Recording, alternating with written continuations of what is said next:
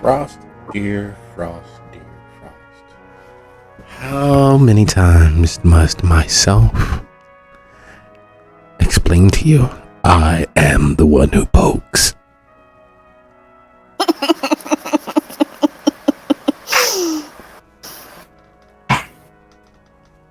All jokes aside, everybody, how are we doing tonight?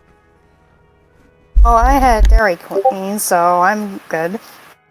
I got a bowl of cereal with a fork. Eat it with a fork. You are at least eating Cheerios or Fruit Loops, correct? Fruity Pebbles. That's one way to put it. I am doing well. I got out on time, and I have Wawa for dinner. Nice. I'm not gonna ask. He's out east. Wawa is a thing. I have all my shit for my PC except for the actual PC. So you have all the parts? Yep, I have the monitor, the speaker system, the keyboard, and I'm just using my crappy old laptop. It's all hooked up to that. Are you getting a pre-built, or are you making your own? It's pre-built Alienware. Oh, same. What kind? Let me go take a look. I see we have a new player. That is a process in the works. They will be joining us next episode. I didn't bother to check and see how much of themselves they introduced, but I feel confident that this is a competent, consistent player. The Alienware Aurora R3. 13, not 3. R13 thingy. So you're one generation newer than me. Uh-huh. Based on ages, yeah, that tracks. That definitely tracks. Well, I was stalling for time because I had not heard from Dia, so we'll give them a few more moments and start with the basics, shall we? Any questions? Did everyone at least put an ear to the recap to make sure that we are caught up with where we will be beginning? Yep. I did not get a chance. We just made it back to the Esketeers, right? Yes. There was something I was planning on doing earlier, but I decided it would be funnier if I voiced it out. We could always use a little bit of fun in this world of darkness we inhabit.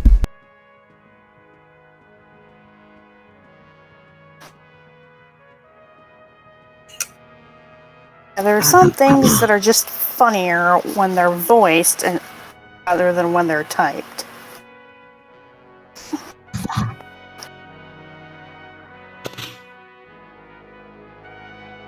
Especially since I'm not sure how this is going to sound since I don't use my normal voice for Zach.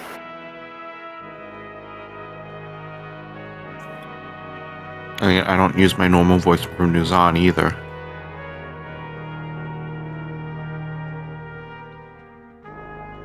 However, if I used my Westphalian character, I would use my normal voice for her.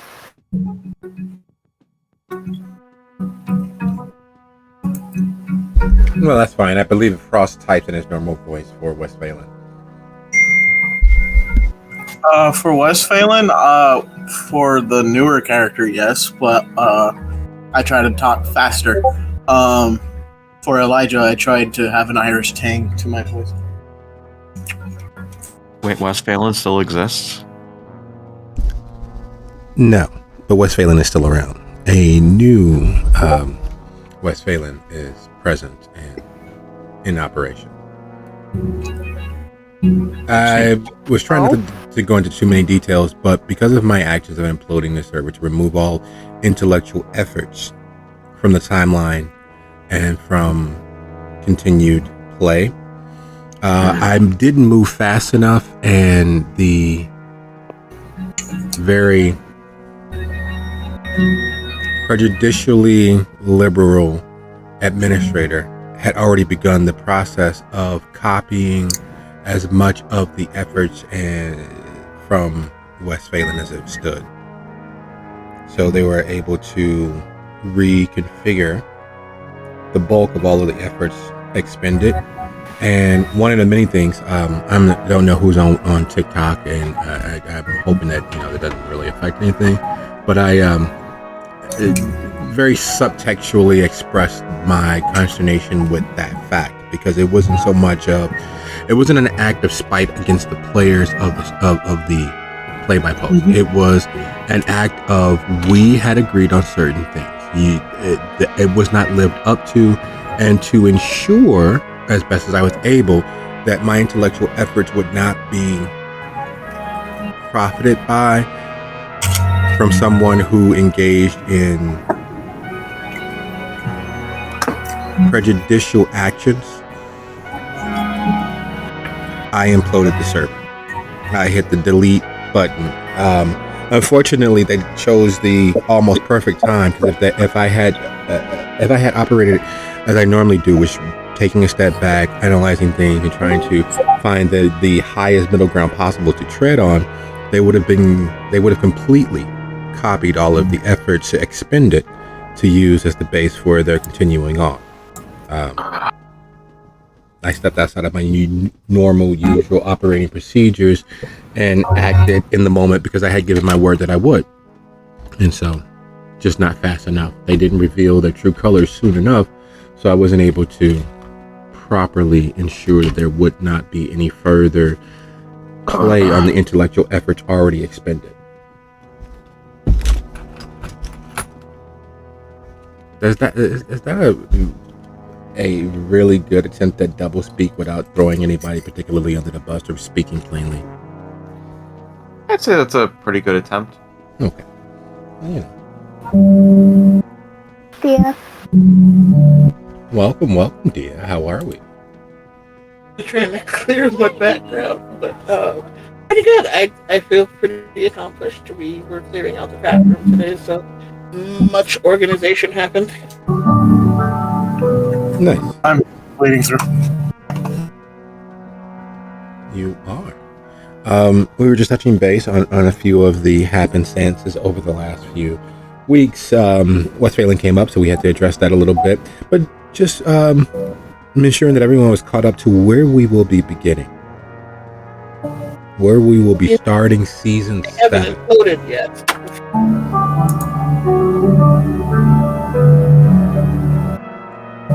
Frostbud. Yes. Yeah. We're going to take your bike away. I'm trying, sorry. Well, there's a mute button at the bottom. That's where I'm looking for. It's just the exit of my settings was not setting me. No. Technology is technology. So yeah. Before we dive in and do a quick update as to where we are, what sort of moment we are in, are there any questions, suggestions, hypotheses, or corners we'd like to round up?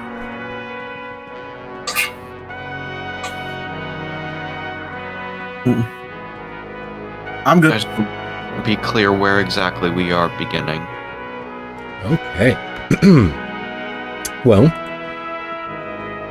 the present for our coterie, the after effects of all of their efforts previously. We are, imagine if you will, the screen of your mind going blank, and then you open to a cloudy, faintly, wanly, starlit sky. You soar over the continental United States, moving from the East Coast down through New York, across the eastern seaboard, cutting across roughly just before you get to Kentucky, and moving slightly northwest. As you move across the country, the Midwest more so than anything, you understand why the Ohio Valley is called the Ohio Valley, even though for most people, the Ohio Valley seems just like, well, boredom made manifest. It is a flat, arable land where you can grow many, many crops. It hasn't done so in quite a long time, but it still is part of the America's food basket. The soft rolling hills of that relatively flat plain opening up into an even wider, more expansive, flat farmland that is the entirety of the Midwest. Everywhere save the manifest urban areas of St. Louis, Chicago, Minneapolis, those sorts of places where a huge cross-section of populations mix and mingle and collide on more times than not is relatively mostly farmland, whether it's laying fallow or whether it's being tilled and worked, or in many cases, as those part of the Farm Bureau are paid to not grow certain crops. We move into the lighted area, the stars that dot the landscape, those bright, big places such as Chicago, St. Louis, and so forth and so on. This particular area that we move into is a little dimmer than the bright lights of the city. It's a little bit brighter than the city immediately to its east, Gary. It is a city, a village, a town. There are lights on, there are people at desks and on couches and doing all sorts of things that you would expect for the average American at this hour of the evening. Resting, sleeping, binging. And unfortunately, unlike those expectations, the added kink for this particular area we zoom into is that everyone is working on a scheme. Everyone is working on a hustle. Everyone has plans and aspirations for building their business into something bigger, something better, something far more financially rewarding. And we swoop through the suburban homes, the wide, expansive lawns where children played on midsummer days, and we close into the entertainment district of this particular village. There are storefront churches abounding nearly every corner. There are small hole-in-the-wall taverns and clubs and sports bars. And standing alone on the north end of this entertainment district, just before you get into the heart of it, where the larger, still dilapidated, still poorly lit clubs are, is a mecca of sorts, a simple neighborhood bar. It's bedecked and festooned as you would expect for the bar that caters to the working class, the working entrepreneurial spirit that abounds everywhere in this village. In the eastern parking lot of this relative hole in the wall, vehicles are easing in, and stepping from them are pale, deathly images of once living individuals. Their deaths, their otherness, all about their skin. There's Zach with a shock of hair that looks as if he has been permanently electrocuted before death. There's Dia, who even in death still holds a small semblance of sun-kissed tan of her ancestry. There's Muzan, looking as if he is in fact horror given flesh. And then there's Frost, who, well, for lack of a better word, is the far more bestial entity than he once was weeks ago. And in the midst of all of this wreck and ruin of death, there are two fresh-faced, college-aged girls. One whose hair is as dark as night itself, with brows that seem as if they were permanently plucked and shaped. The other with a redder, more auburn hair. None of the bright, garish pinks, lavenders, blues, or that sort. No, there's something classic about how they maintain their coifs. And even as they are dressed in finery that has not seen public viewing in decades, they are clearly dressed above their college-aged means. And then we pay attention to the driver, Dancer Dan, who looks as if he is a victim of having been burned, cooked, more likely, like a roast in a spit, his face all leaking and crusty and cracked. The signs of what befell him apparent. And it is clear that in this strange mix there is some camaraderie, there is some kinship that can't be denied. So that moment, as everyone's exiting the vehicle, is where we will begin.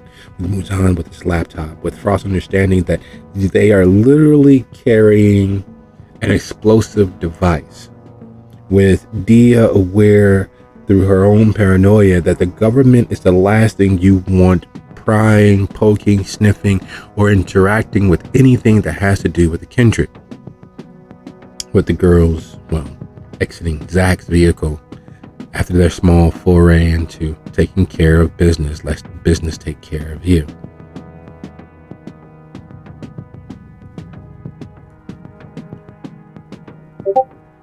And with that said, with that image dancing in our head, if there are no more questions, I'd like to thank you all, because I want to say this until it bleeds into other waking moments. Play is very important. We have entered into a technological age where most of us numb ourselves with everything and anything except for the idea of our imaginations. We play video games, we watch TV, we stare at walls and contemplate the anxiety of being an adult or pseudo-adult in the modern world. Play is very penultimately important. It gives us the idea and the opportunity to safely explore all of the dark places, as well as all of those few brief, shining moments of light. And for all of your efforts, for all of your time, I am very thankful to have had the opportunity to experience it, to explore these moments with you, and to enjoy these characters' travels in the dark. And with my heartfelt thanks extended, I'd like to say that this is officially In the Shadow of the White City, Season 7.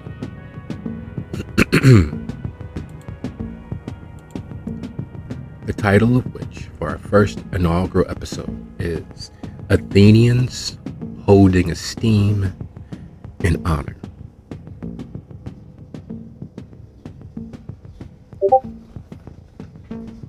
We typically begin either alphabetical or anti-alphabetical, but in this moment, we're going to dive right into the middle, the beating heart of the coterie, its bestial, feral centerpiece. Because when we last left our coterie, Frost and Dia had a moment of shared conversation. They unfurled bits of themselves that had not been touched on in a very long time. They shared their understanding of their present situation, where they felt they were, and it was an almost perfect mirror to the previous moment shared with Frost and Zach. As such, as you all step out of the vehicle, and your caretaker, your babysitting humans step out of Zach's vehicle, knowing what you all were made aware of with the conduct of the area, knowing what it was that you all are now in possession of, and having shared the moments that you would have. Where does that place Frost?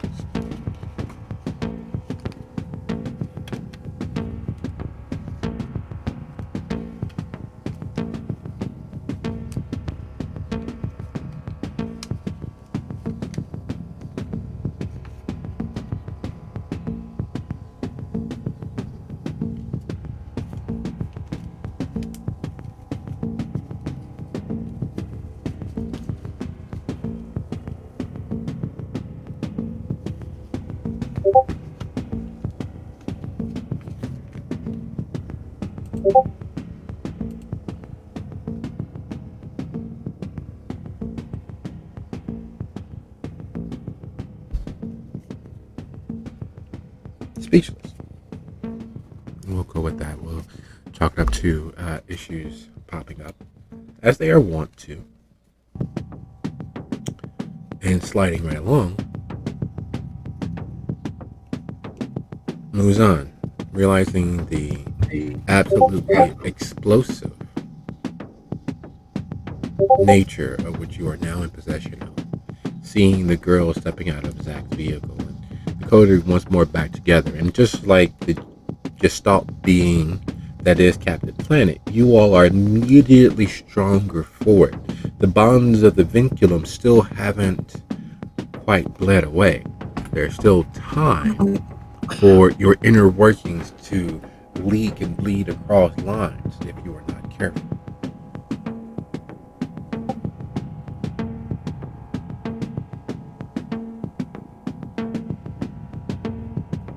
Muzan feels like a kid in a candy shop with this laptop in his hand. Oh, the secrets he can suss out from it.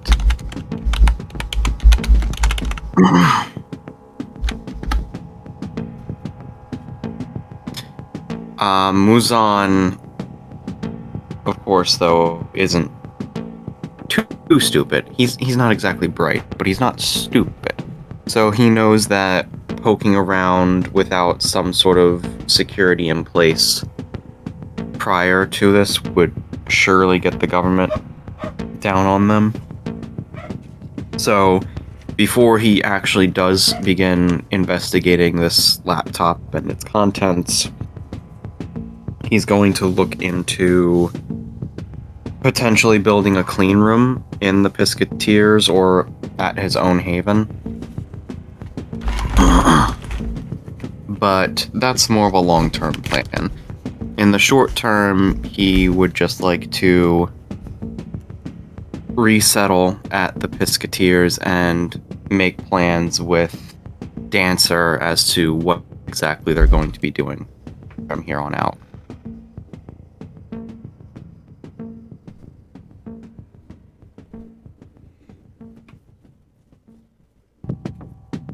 Okay. So that's what's on his agenda. But holding the laptop in hand, clutching it as if it is very much his precious. Is there anything that he is in fact interacting with? Is there anything he would like to say and express so that the other members of the coterie are aware as to what deep, dark thoughts are percolating that skull of his?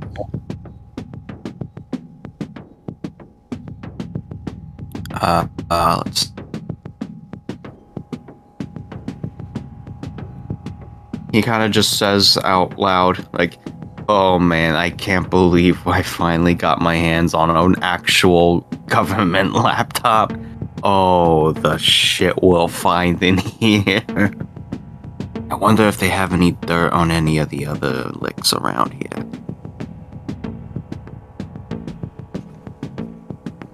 And speaking of other licks, especially in light of the most recent developments at the Rosie and the Rosie 2, and the lay of the land that has been shifting around them almost consistently,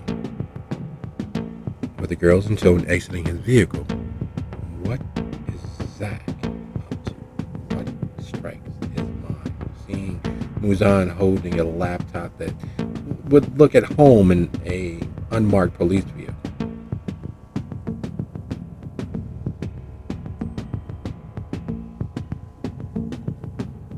When Zach steps out of Anna Marie, he has a grin on his face as if he's about to make a joke. But when Muzan mentions uncovering dirt, Zach turns his gaze towards Muzan. Well, no, that could prove very useful.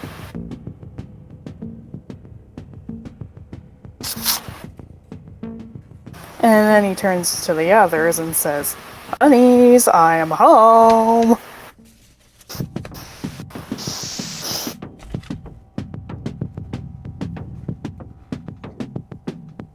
That you are.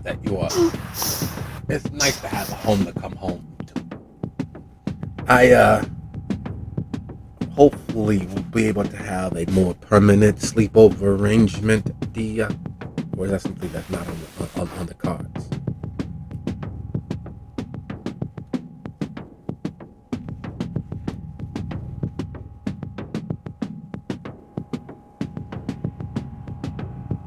Dia's eyebrow is like in her hairline right now. She looks at him.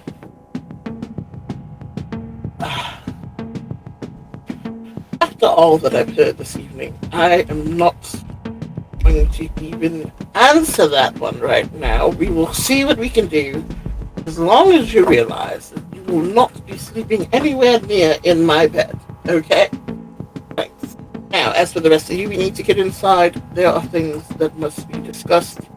Things that I have just recently found out that will be very, very important in the next coming days, as it seems there was a bit of puppeting going on in this area.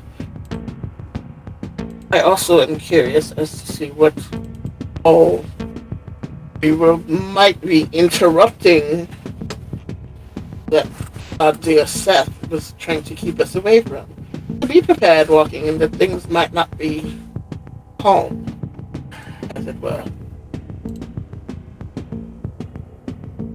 And when are they ever? So, quick question for our gathered assemblage as they begin to file together and move towards the entrance towards the sports bar or towards the more exclusive entrance that spills into the downstairs area. While that decision is being made and you all are beginning to head in, who amongst you has the highest wits? Or more specifically, do any of you all have heightened senses currently enabled?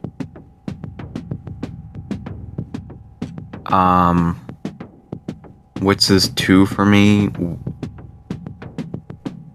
3 for me. 3 for Zach, and he doesn't have heightened senses activated at the moment. I don't have. Okay. So that's a tie between Frost and Zach.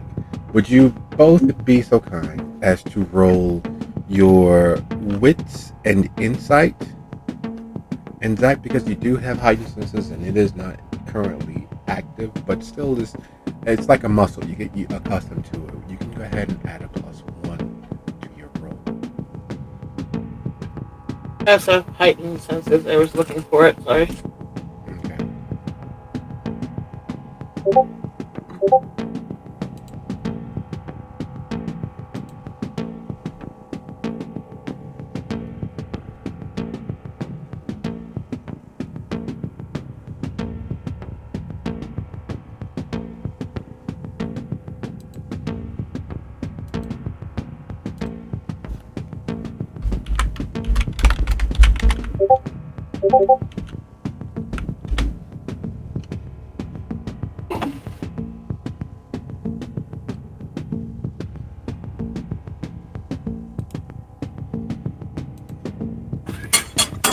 I see.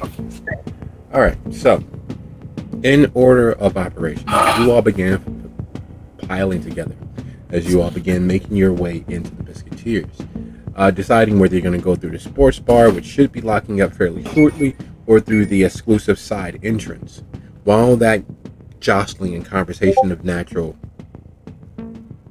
occurrence begins happening as you all decide which way you're going to go in, how best to get down there, blah blah blah, who's going to go first, the natural niceties and passivity of the living that gets in the way of just simply going from point A to point B.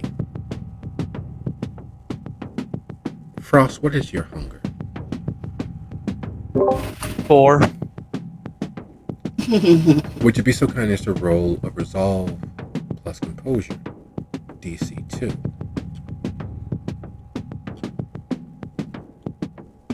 Now, the reason for this is because as you all begin jostling, begin moving, begin slowly making your way inside, the scent of the most heavenly sort traipses across your nose. And by traipse, I mean it thoroughly 100% steps on you. It thoroughly and 100% grabs you by the throat and forces you to sit up and take notice. The iron coppery tang of such sweetness that you know that the only meal worth having for you in the next few whiles is near enough at hand.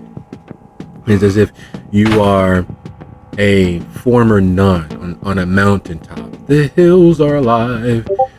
And you must sing, Fang. You must let that joy that will only come with sinking your fangs in out. And just as it leaps forward, there's some part of you, some not quite bestial, feral part of you that leashes it, doesn't lock it away, doesn't muzzle it, doesn't stop it from snarling and snapping at you on the inside, but you keep it from bursting free of you into the world. There are several images that flit across your mind, but the idea of letting it loose. When you were hunting in your wolf form and you slaughtered God knows how many of whatever it was, it happened so quick you didn't bother to realize whether they were human, animal, or some state in between. And you don't really want to focus too much on that. You do in avoiding that image, in avoiding those memories, and avoiding those thoughts. Remember what it was like to put your appendages through another formerly living being, to pound them into nothing, to squish and slash and rend them from this coil for the second time in one evening.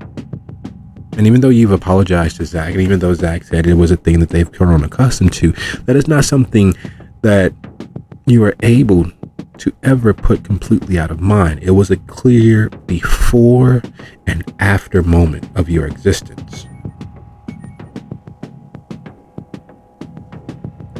And so you leash it, you keep it from snapping, you keep from losing your grip in such a way that it has never been brought to heel with such clarity and pure focus. But blood is in the air. And in that battle of wills between yourself and your base impulses, between yourself and your better demon,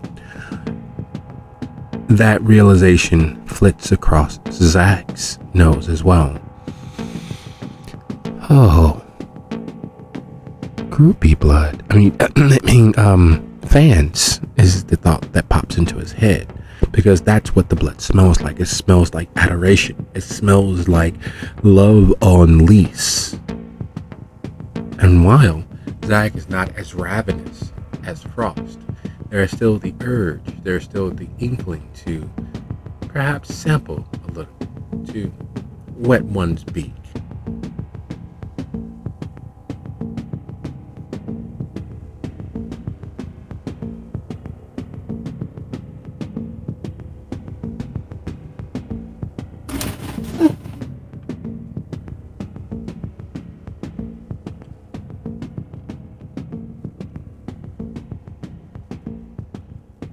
Now, unless I'm mistaken, you should only be able to smell blood if it's being let, correct?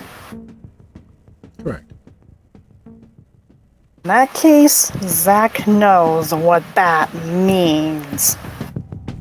He turns to the others and simply says, "Someone's bleeding."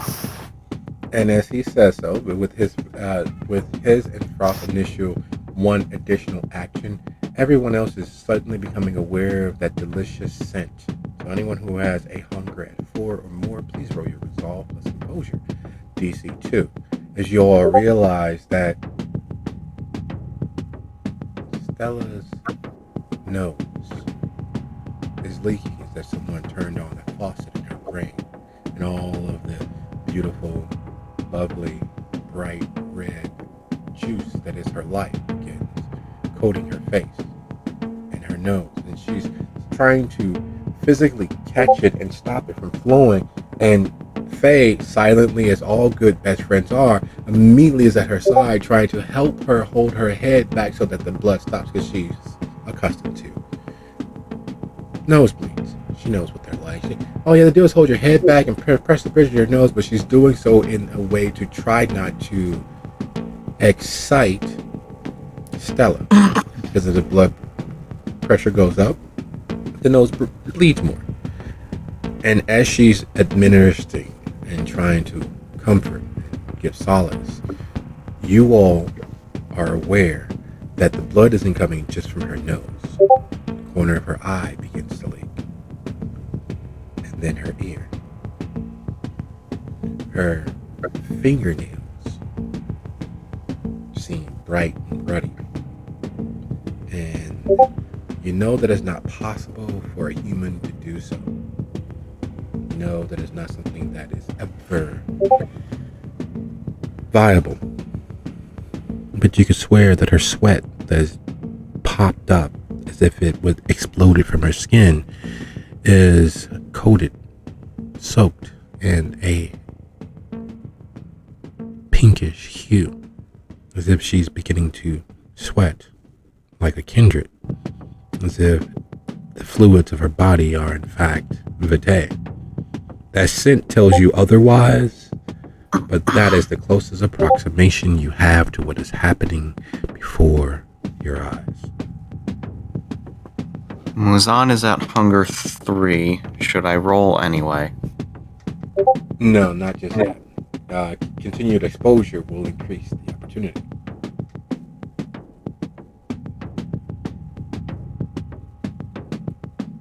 It is in fact. Unless I'm mistaken, Zach doesn't have any hunger at the moment. At the moment, he's looking at Stella and looking very concerned. And is walking over to him and leans in very closely to Faye so that they're practically touching. Whispers in a voice that's barely audible to Faye, asking what he can do to help. And What's the Zach's strength, by the way? Zach's strength? Give me a moment.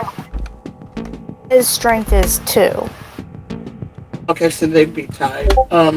Dia, seeing this, is going to look at Zach, seeing as Zach is closer, take her and get her inside now. Faye is wrestling with that burgeoning fear. She's doing her best to remain calm for her friend, but there is a clear what the fuck in her demeanor. When she looks at Zach, her eyes are bright, wide as saucers, and she quickly swallows down that momentary micro expression and forces a smile. I'm not sure, but it'll be fine. And Dia issues her order in her neck. While this is happening, what is Frost and Muzan doing? Muzan is sniffing at the air, just enjoying the scent. A beautiful bouquet on a warm summer's day. A treat for the nose, and an even better treat for the tongue. The blood is rich and vibrant and filled with all the life of youth. There is a subtle, savory spice to it. You can tell that there was a little exposure to vitae, making the blood thicker, juicy, closer to a steak instead of seafood. It is, well, as that thought plays, havoc. Muzan, being one of the few who are aware as to the very real drives of the Nosferatu, realizes that instead of giving vent to his beast, Dan has taken 2 small steps back, as if Stella is in fact a horror, and he's doing his best to not turn heel and run. There is something there. Something wrong? Nah. And As he says 9, moves his hand to his mouth to wipe his upper lip, you realize that his fangs have descended into place. His yellow, charred fangs. And this is the first time that you've actually seen his fangs as they were. Usually that's a fight. Usually that's a sign of aggression, but you can tell in this moment that it is all that he can do to not act on the impulses that drove them into place. No, we're good. Yes,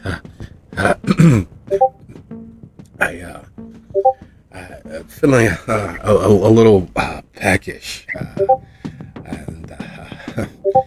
Yeah, let me get the door. Let me get the door. Tell you what. Dancer and I will go take care of our cravings. You get them inside and figure out what the hell to do to stop that. I'll go with. Excellent. Zach takes the 2 girls by their hands and tries to gently lead them inside. Gentle but quick, though. Have you tried wrestling with a pig? Or have you engaged in cream corn wrestling? It's slick. And it's a little tacky. And it should provide extra grip. But somehow, even in that tackiness that only blood has, there's a slickness there, a wetness that causes Zach's hand to slide free of Stella. She's moving along, but you can tell that her feet inside those designer togs are slipping and sliding. The sort of slipping and sliding that if you were on a hike would make sure that your feet would be bruised and bloodied at the end because they're ill-fitting, and one should not be soaking in their own juices when on a hike. The sort of wetness that normally is after hours of exertion, but it are clearly from the blood leaking from every pore, the buildup of liquid and moisture. There is a sticky aspect to it that begins to set into the clothing. It's like a painting coming to life, as if with each drop, each dribble of her blood-soaked sweat, a new pattern emerges into the clothing, causing it to stick more to her skin, causing more blood to bloom and blossom. Little small explosions all over her clothing as the blood begins to flow more freely.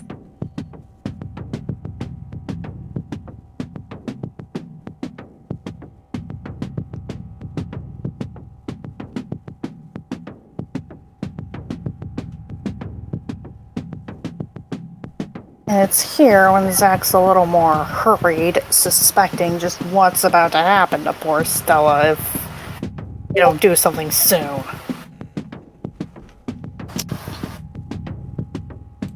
Do we know where Calabalarshi is? Yes, not here.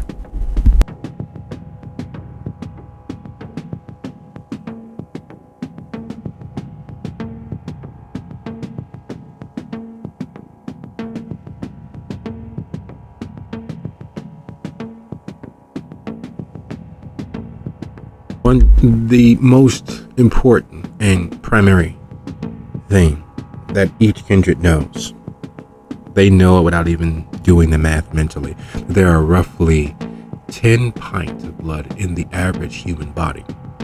Kindred Vitae acts as a concentrating factor for that. So while there still are only 10 pints, its liquid volume would probably be considerably more.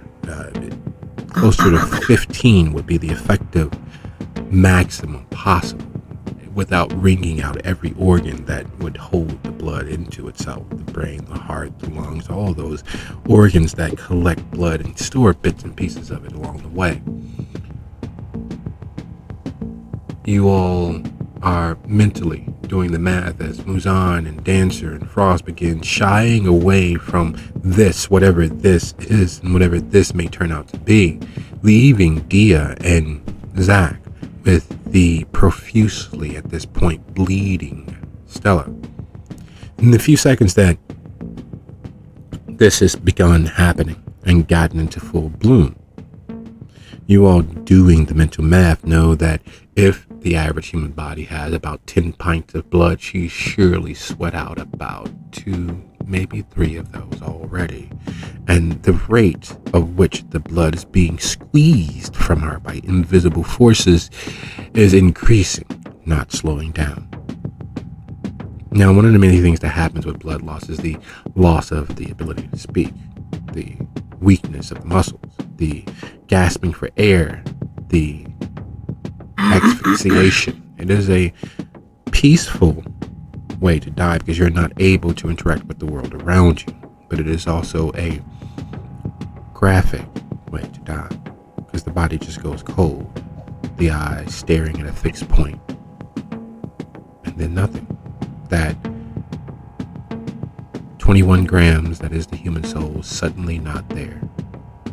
Not with a bang, not with fire, but with a whimper. An unshed whimper is the way that the body goes with exsanguination. And we're sliding past 2.5 to 3.5, moving up to 4. Zach? Blood in mouth now, please. Pull bleeding out. And Zach instinctively scratches open his hand, or at least scratches open his ring finger and immediately sticks it in Stella's mouth. He understands this could go one of 2 ways. Assuming that Stella is still a ghoul of a member of the Hakata clan, this could change nothing. But if she's back to being a regular person, this could result in her becoming Zach's ghoul.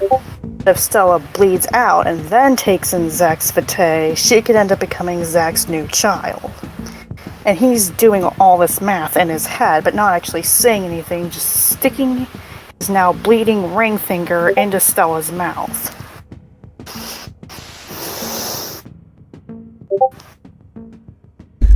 Faye, like the good stunned, shocked human that she is, who is far too sober for this bullshit, does not even toss off one of her usual bon mots about the sanitary nature of what she's witnessing. There is a moment of abject fear as Zach moves forward, tearing a hole into his finger, the flesh opening up, blooming like a flower turning toward the sun. Enforcing the vitae, go ahead and make that rouse roll for me, into Stella. The moment that he gets his finger into her mouth, the blood and strength that was keeping her standing aloft, trying to keep the blood from spewing forth from her nose, her hands covered in it, her legs go. The effort of standing, the effort of trying to remain calm, finally falling away. Her labored breathing now more audible because her hands are not blocking her nose and her mouth. Those hands covered in the life juice of her very young existence. And as that is happening, Dan, Frost, and Muzan moving away as only dead things can, feeling the ratcheting anxiety of Dia and Zach. Where is it that you all are attempting to head to feed? Dalton is the entrepreneurial capital of the south suburbs and potentially the entire Midwest. There being more owners per capita of small businesses than anywhere else in the area and most places in the nation. Every person is the owner operator of 2 or 3 side businesses while they work at some factory or some shoe store or some office downtown. Where in all of that are they headed? I believe this is Frost's first actual hunt. Oh, it's first bipedal hunt. Yes, let's go with that. Wait, you mean to tell me you've never actually hunted? No. Well, as a undead creature.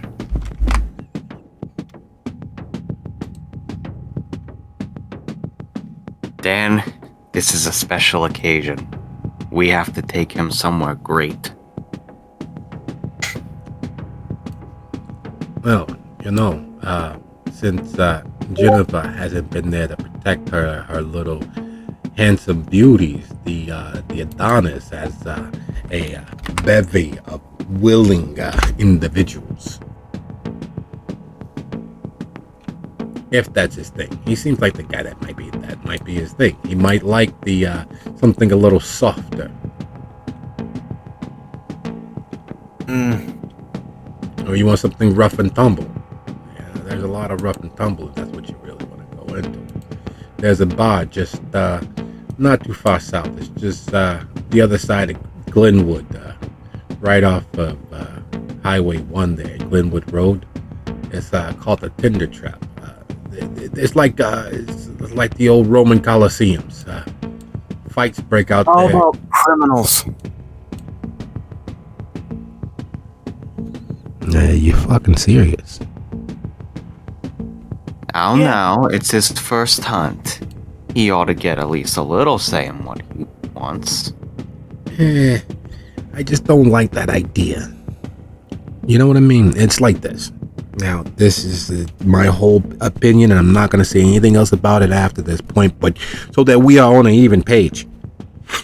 You're friends with my boss. My boss thinks you're special. I think you're stupid about the criminal thing. Here's the reason why. Everybody's a fucking criminal. Some people are just better at it.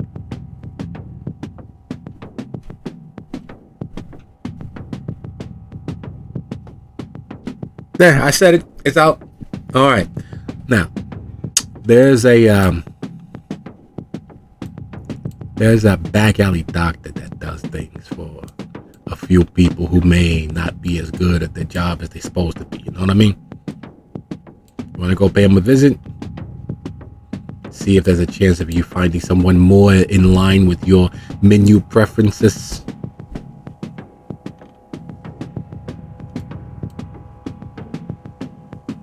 Sounds promising. What do you think? Fine, let's do it. Excellent. So, who's driving? I will. You said that mighty forcefully. You got a thing against the way that I drive. I just know I do it better. Okay. So what we got to do is we need some wheels, and we need to get down Indiana Avenue. I don't know if you know, but not far from the cemetery. You know, the old Union Pacific place there on Indiana, just past Sibley. Right back there next to that little small plot where the railroad tracks crisscross, there's a little small cemetery. On the other side of that cemetery is a vet. That vet is the place to go if you find yourself in harm's way and not able to dodge.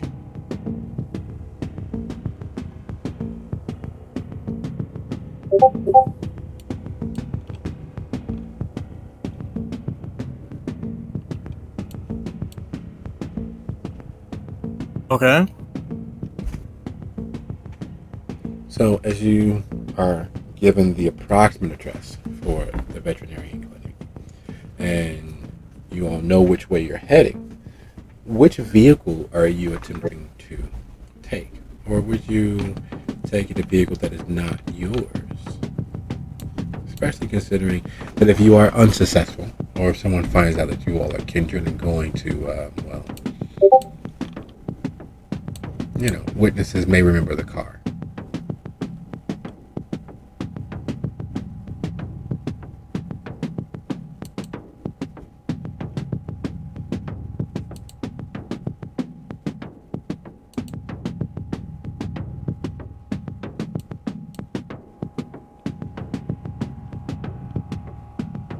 Any cars parked in the Pescateers parking lot that look abandoned? Because the Pescateers been closed last few days.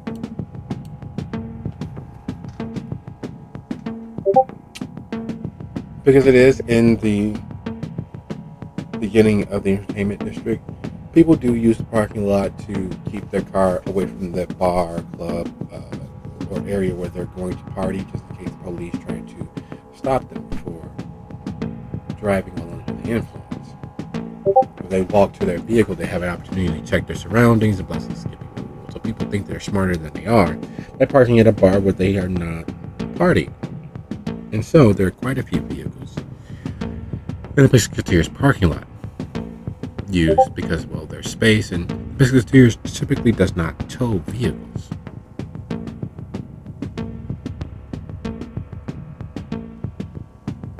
Hey, anyone know how to pick a lock or start a car without a key? I can drive them well, but I know a thing or two about picking locks.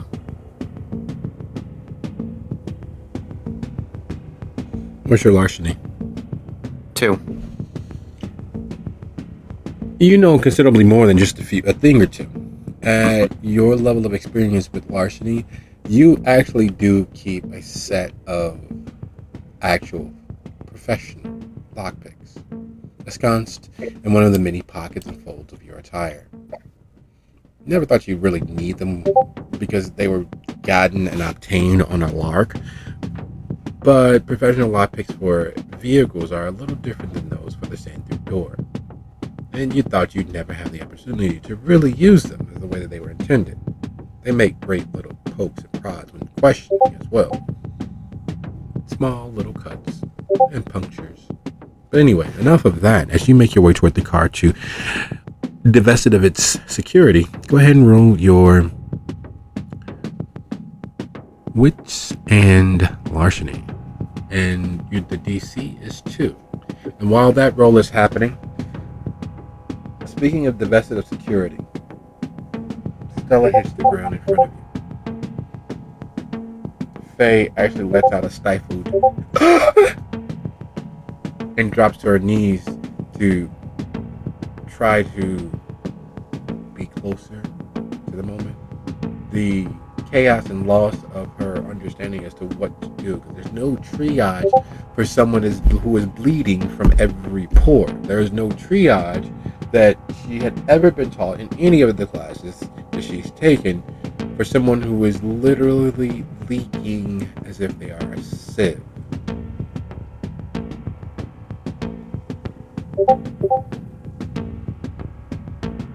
And as a human, unlike kindred, the scent of blood is not one that entices. It's not one that excites. In fact, it is all that she can do to not be repulsed by the scent of all of that life flowing from her dear friend.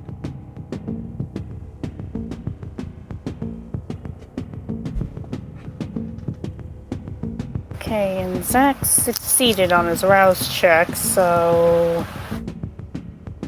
The beast was poked and prodded like the proverbial bear, but it did not rise to the occasion, and it did not leap forward from you into the world around you.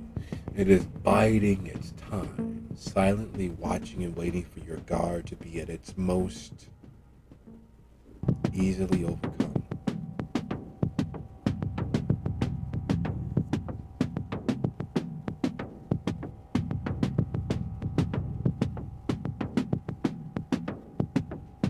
Dia is going to grab Ella's legs by the clothes and attempt to lift. Back, let's go inside now. I don't know what's going on, but I have a random thought that might be it, but I don't know what to do about it until we get inside. I need to get her to lay down on something, and then I'll go from there. Zach gives a nod and goes for Stella's arms. Alright, so being as you both are tied for strength, who will do the rolling with a +1 for your efforts?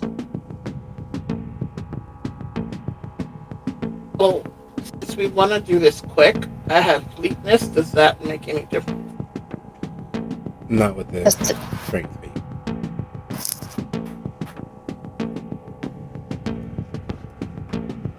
Then I will give it to Zach. Excellent. Zach, would you be so kind as to go ahead and roll your strength plus brawl plus 1? Give me just a moment. I just rolled strength plus 1. Okay, so just go ahead and add your brawl to that. Just roll it. How many ever dice you have in brawl? How many dice you have in brawl? Okay.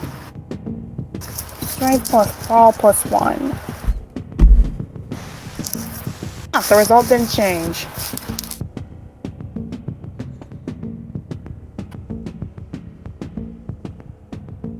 You all struggle and tear and rend the clothing in the effort to move quickly and get her inside. In the doing, you all realize that the blood is both slick and tacky, and the clothes are tearing free of her skin, and it is a mess. It's one of those situations where, despite your enviable idea of hope, that parts of you, the parts of you that believe and wholeheartedly embrace the idea that you still quantify as alive or enough to have a life, or that your existence as it is not just death carried out gracefully over the next few hundred decades. That human part of you, the part that believes that it is still very much alive and part of the world around you, rebels at the idea of dying in such a way. It is a horrible way to die. And it's a horrible way to disappear from this world. Because it is clear from Stella's all too calm eyes that the lack and loss of blood is beginning to affect her. It's beginning to lull her into peace, like the snake charming its victim, keeping it still, holding it there. And that's what death is doing. It is meeting her gaze and holding her still, so that before she realizes it, death will have its way with her, and she will no longer be. And that calm is scary. The agency of that mind, that brilliant, young, immature mind, who was able to embrace the idea of kindred, who was able to embrace the idea of all of the internecine strife and political machinations going on around her, that brilliant, immature mind that was willing to stand up for the underdog, that brilliant, immature mind that was willing to understand the need for action even at the cost of their own personal well-being. That brilliant, immature mind that was willing to risk their soul to protect themselves and their friend, even to the point of ending another being.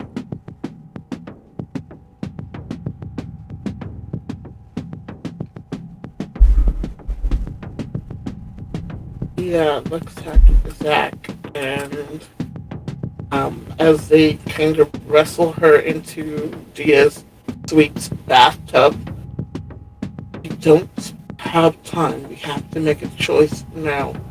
Hey, look at me. What you're about to see, you can't tell anybody yet. We're going to try our best to save your friend, but she will not be as you know her. Do you want us to save her life? What kind of question is that? Just don't let her die! Stop whatever this is! Fortunately, she appears to be without the agency to make that decision for herself at the moment. So, and then she would... Are you serious? She is dying, and you're asking about agency? You would... What? Were you guys insane? Oh my god! Save her! And Zach looks to Dia and asks, "So, will you be doing this, or will I?"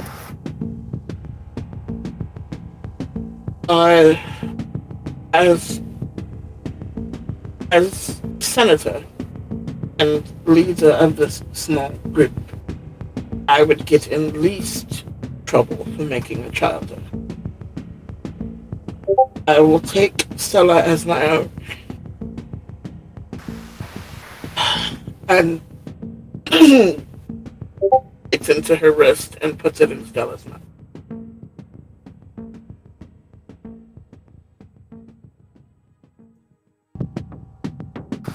And it's here where Zach starts to remember Ashley.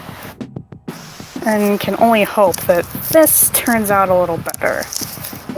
And Zach then looks to Faye and says, "I am so sorry that it had to come to this."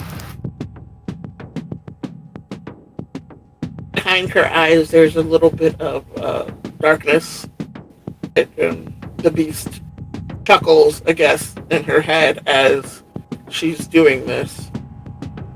I'm sure it's whispering something like, "You can save this one and eat the other one." Or something similar. As she's eating Stella her blood.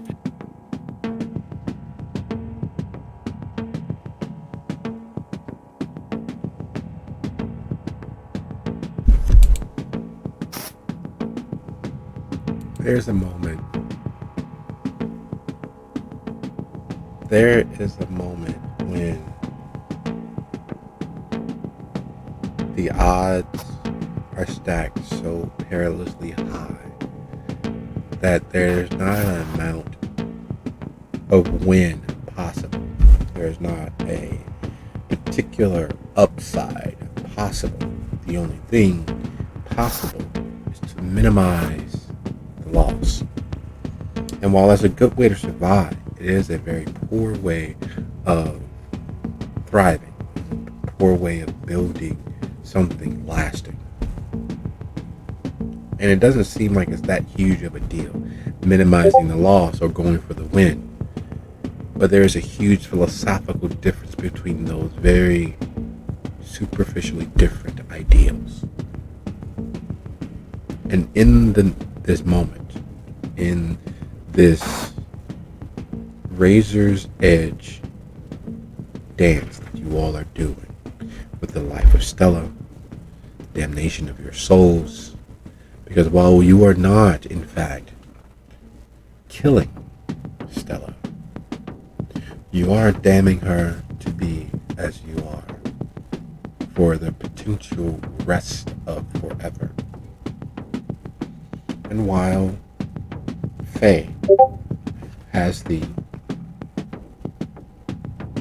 benefit, the bonus, the weight of being, after all, only human, and privy to all of those strange vicissitudes of emotion and that unwillingness to let go, you all have lived a decade and a half, 7 decades on, and know that life, for all of its fleeting pain,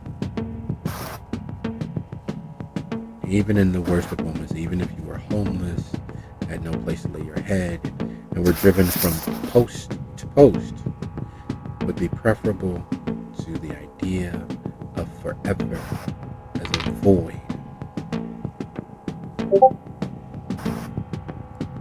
And as the dark magic that is the vitae of the kindred coats Stella's throat, as the fleeting strength from her limbs and the calm that washed over her slowly begin to dissipate. And instead of Dia hovering and holding her wrist above Stella's mouth, it's with a curious, slow awareness that first light finger touches along the backside of her forearm.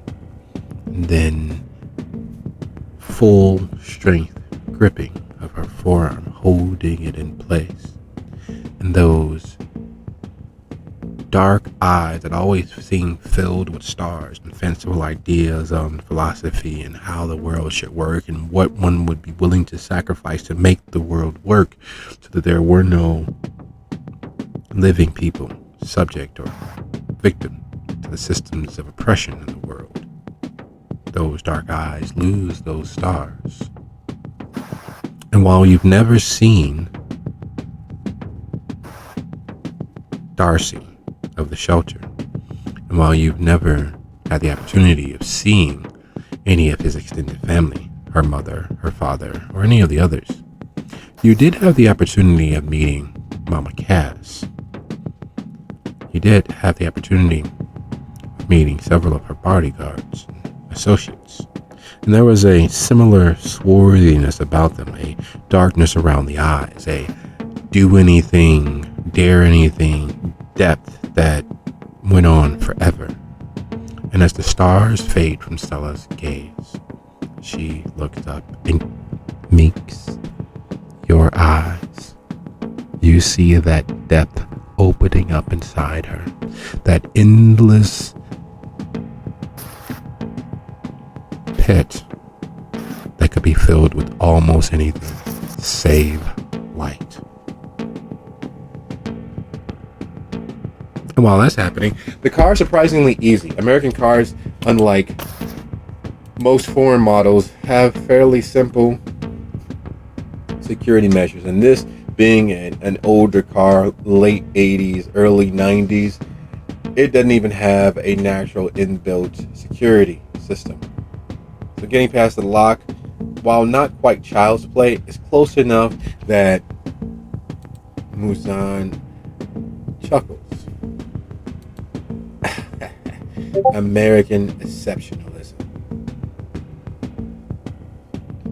at its finest. And the car opens itself to you. The scent of pine trees and cannabis fill your nostrils. The undertone of pet dander fills your nostrils. You see a few bags from Checkers across the seat. You see a few empty water bottles tossed haphazardly all over the place. And by the lack of a booster seat or a child's car seat, it makes it curious that you find also a purple, pink-ish stuffed octopus. Something that you could see a toddler carrying with them on their first day of school.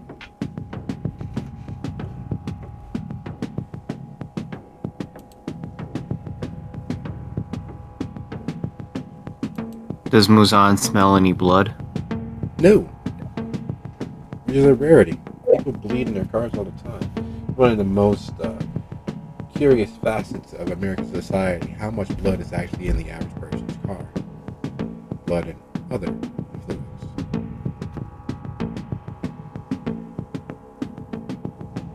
He turns to the others. Well, we're in. So, who's driving? Me. Get in. Oh, and Muzan's gonna press the button in the door to unlock the rest of the doors, so he doesn't have to lockpick them too.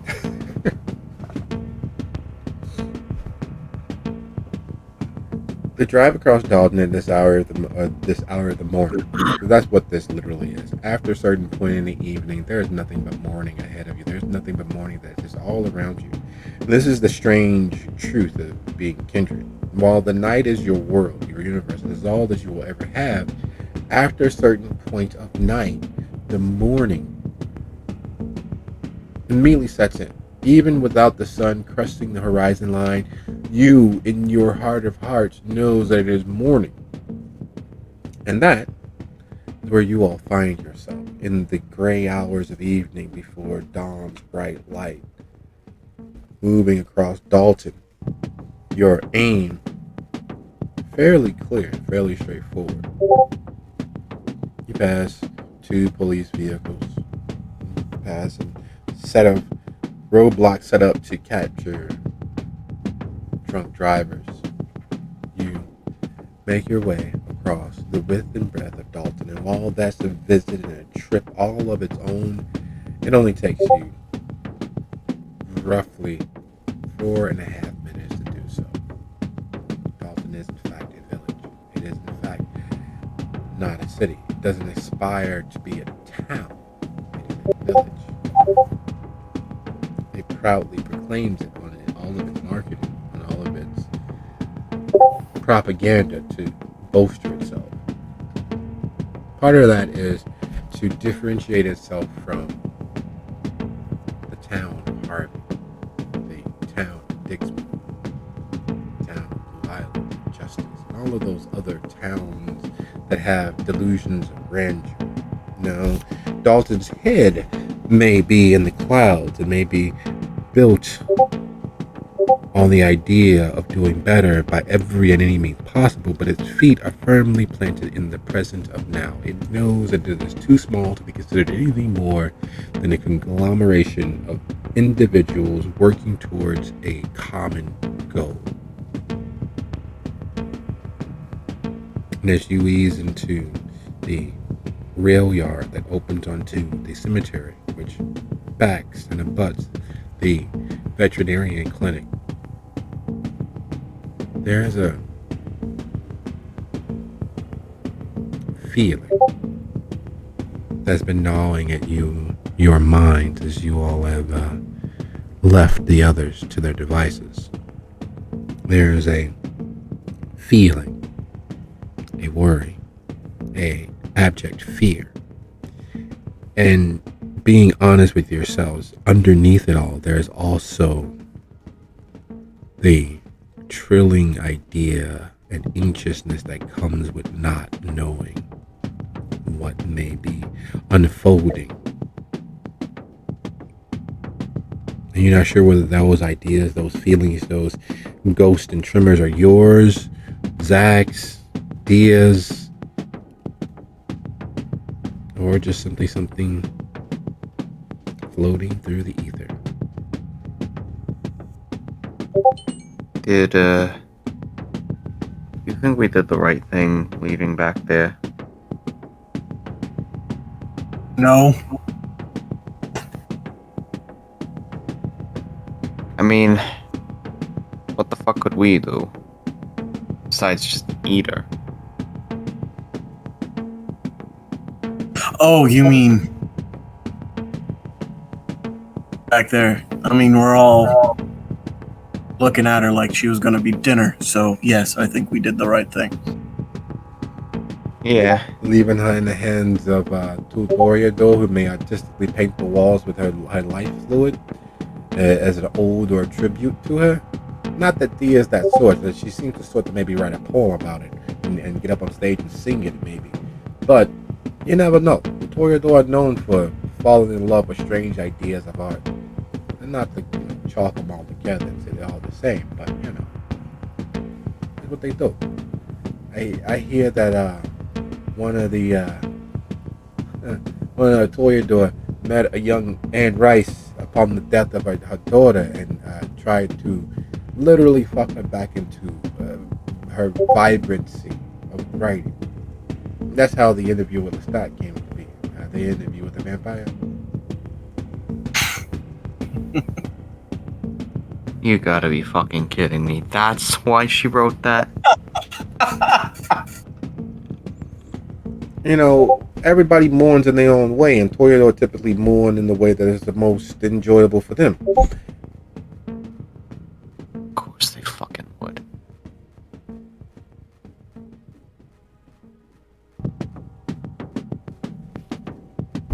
Look, all I'm saying is on paper, it made sense for us to leave, but now I'm wondering, we've been moral support, should we have done something? I don't know. Well, I don't know. look, in my benefit, I don't really want to pass along what it is that I am to anybody else. It's just, well, I kind of do. There was this guy back in my first year of college, a real fucking prick. If I could find that guy again, I guarantee you I would force him into being exactly like this just so I can stake him. So that he has to suffer the way that he made me suffer. But anyway, my vengeance aside, we could have kept, found someone to feed on, kept the vitae flowing into her so that she would never actually die. If she stays a ghoul, she can bleed for fucking ever. They can heal themselves. She didn't really have to die when you consider it. Between the 5 of us feeding her vitae, keeping her just alive enough till we can figure out what it was that was happening to her, stranger things have happened. But 2, kindred, there's only so much vitae you got before you gotta, do the nom de nom.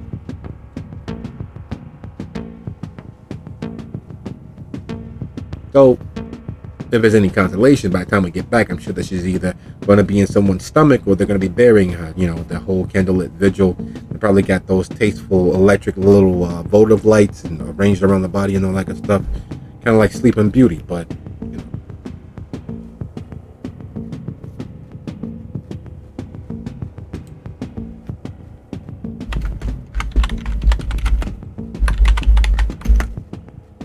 That's assuming that we didn't end up losing our fucking minds and just eating her. But fuck. Yeah, but more kindred who are actually determined to keep the other kindred in line. That's the reason why we got the Camarilla. The reason why it works. Because we all got monsters in our chest. But if all of our monsters are keeping your monster from doing something more monstrous, it keeps you from being the monster that you feel yourself to be. And when it's my turn to lose my shit, the other 4 keep me from being the monster that my monster wants me to be. And then when he points to you, Frost, loses his shit, us other 4 monsters keep him from being the monster that his monster wants him to be. Together, we can stop each other's individual monsters from going to the extremes it will go to.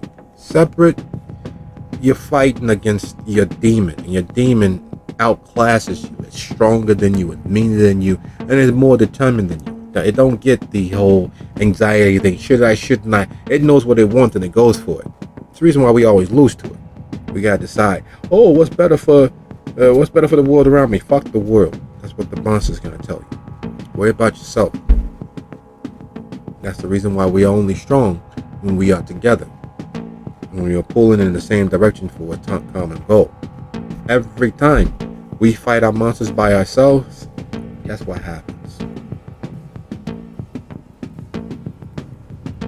We lose. Yeah, which is the funny part, because I don't trust none of you motherfuckers. I know I shouldn't trust none of you motherfuckers, but I do a little bit. I trust you all to do what you feel is right. Even if that means doing something really fucked up. Just a little bit. And he knocks on the vet's door. Now here's the thing about this particular location. After tracing across a little small graveyard, after crossing the train tracks and finding your way here, you realize that there's another street on the opposite side of the building. The building is a 1-story tall box. Its roof looks as if someone took the idea of Snoopy's doghouse and just enlarged it so that there's more than one room. It looks like the sort of building one could easily forget while looking at it. The scent of wet fur and various other fluids immediately becoming noticeable. The door, however, as you all close on it, is another matter entirely. It is a door that is designed to withstand a direct hit from a mortar. It's old and rusted in the way that lets you know that while the idea of rust should weaken it. It has somehow added to the structural stability of it. It is the sort of door that once closed would make you immediately want to be on the opposite side of it. It is the sort of door that you know nothing good resides behind.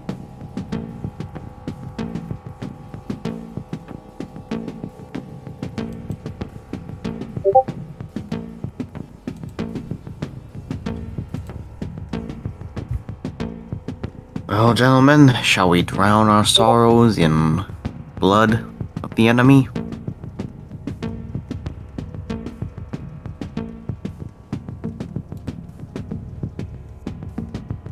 I will take your silence as a yes. I don't know what to say. I thought myself a poet. I thought myself an orator.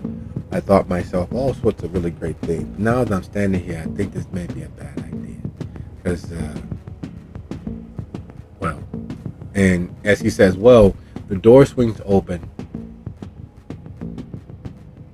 And for a hot second, just for a fleeting idea, you are sure you're looking at the reincarnated, slightly better fed version, twin 2.0 of Abraham Lincoln. The auburn hair is a little different than the black and white photos you've seen over the course of your life. The only thing missing is the chin strap beard, but yet there's still that same thin, elongated tallness and that wiry strength, as if they are not man, they are machine clothed in flesh. The white surgical gown covered in the fluids of various individuals, and the hands, large and knobby, even covered in latex and silicone, looks as if they're cords of trees cut down and formed into the approximation of human appendages.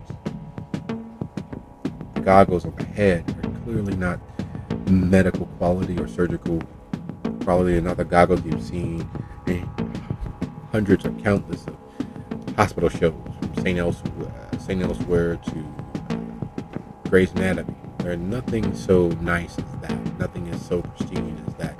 They very well are made out of metal. The lenses are coated in some chemical to keep them from ever fogging up. And the eyes inside are dead as he stares at you both, at you three. You all aren't my usual clients. Why are you here?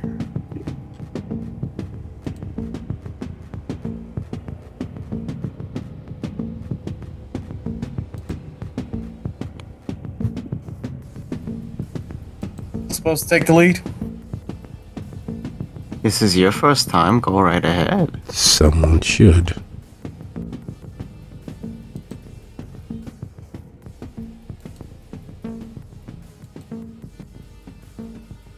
Us would start moving forward with a smirk. Oh! It's you. You should have called first.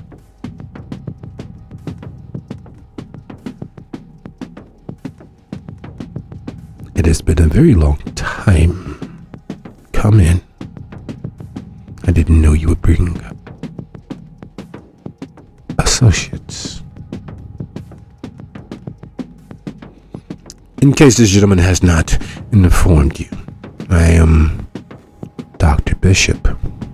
Though not a doctor in any meaningful way, I suppose, at this state of existence. But come in. Come in.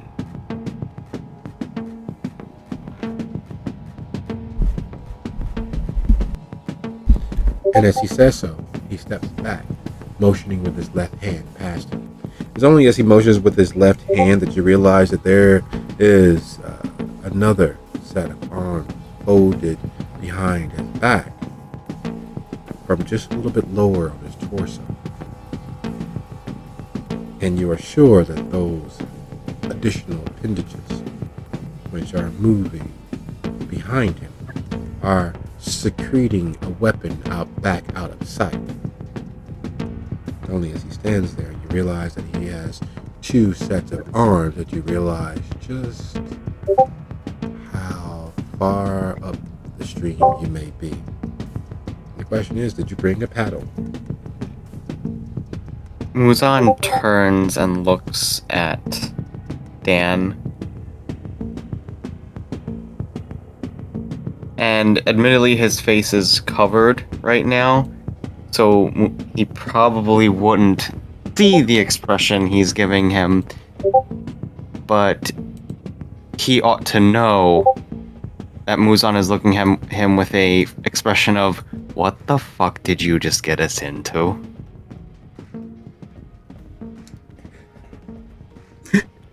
He keeps from speaking, but just barely. Under the cracked, charred ruin of his actual face, there's a semblance of a smirk there. Like, criminal's a criminal.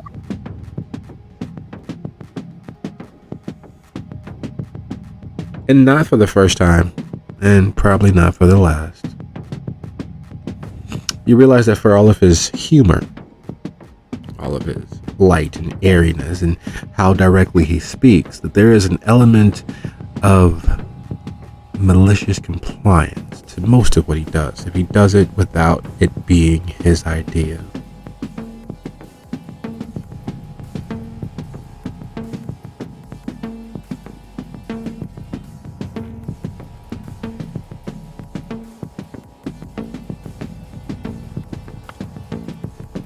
And then Muzan will turn to Frost. Well, you heard the man.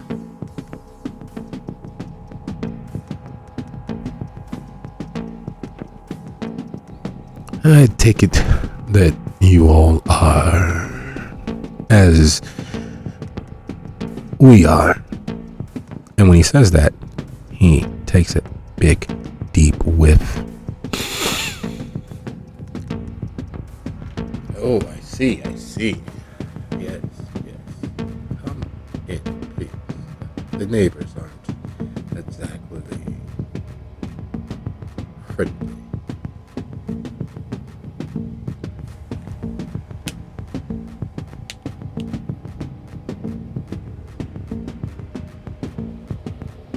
Sorry, what did you say? You might kind of cut out there.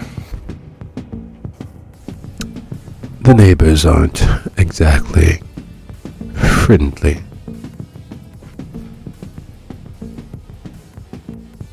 As he says this, the dancer looks back over the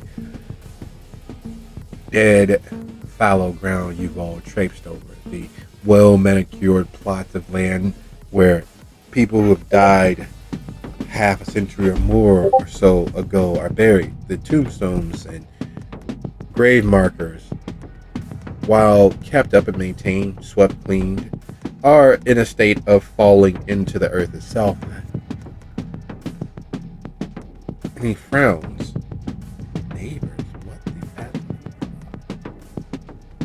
And he motions ahead. Sure, I'll lead the way. Hey, wait a minute. Just like reaches around and like gets deep elf pockets and pulls out a card.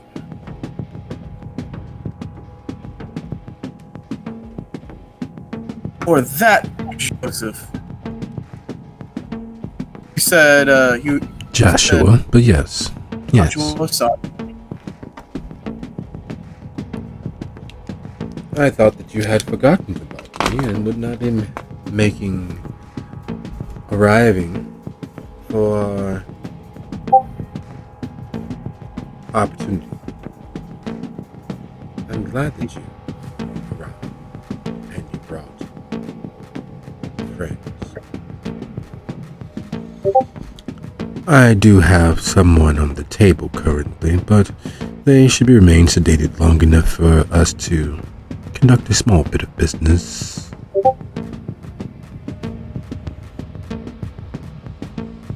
As you enter past him, and he waits for Dan and Muzan, he closes the door back. And the idea strikes you that the door sounds awfully similar to the closing of a cell door.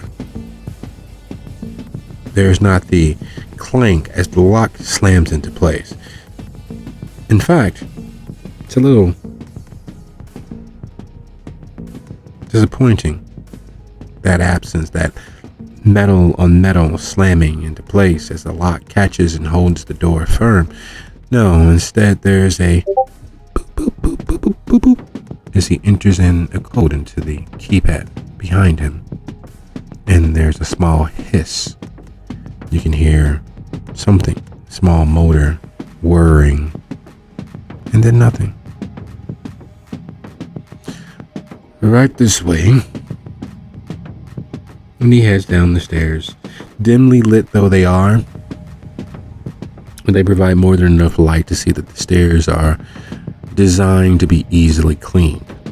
They're graded in a waffle-like pattern of welded iron, beneath which, far down, a story and a half below where you are, where the stairs reach their endpoint, their terminus, there's stonework. Not linoleum, not tile, not wood. Actual stone. And along the edges of the floor, where the stone meets the brick wall, there's grooves, about a finger's width in depth. And you can't be sure, not without getting close enough to inspect it directly, but you are sure that there's a small gradient to that trough, causing it, just in case there was liquid that needed to be put there for it to run towards the drain points. And there's several down the hall leading into what looks from this distance as you all are heading down the stairs like a large garage space underground. And as you enter into the better lit space, there are just walls and walls and walls and walls and walls and walls of plastic, thick, opaque plastic that obfuscates the people that are inside those plastic walled off spaces. There are bright surgical lights hanging from stands and clearly on wheels to be maneuvered and moved from one point to the next. You notice that of all of the walled spaces, the plastic lined spaces, there are easily 10 or 12 that are filled with people lying on tables. Can't tell male or female, just merely there's a form lying on the table inside of those spaces. And while normally an operating theater is a place filled with individuals moving as if they are part of a ballet ensemble, each nurse, each anesthesiologist, each doctor, each intern, each knowing their place and sliding and moving so as to not get in the way and yet be effective. The space is cold because those individuals on the tables seem to only have Dr. Bishop, until you see the slightly shambling individual moving another cart, because it's not a bed at this point, it's a cart and there's a body upon it, clearly far too damaged to do anything more than expire on the table. And he looks at Joshua. You were right. The horse tranquilizer was not enough. I'm sorry, Doc. I'll make it up to you. Just carry on quickly. We have a person on the other table. I'll be in the waiting room with my guest.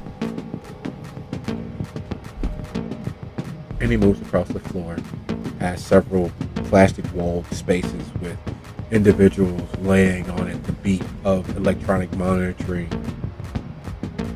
blending together somehow, even though everyone has a slightly different sinus rhythm, everyone has a different heartbeat.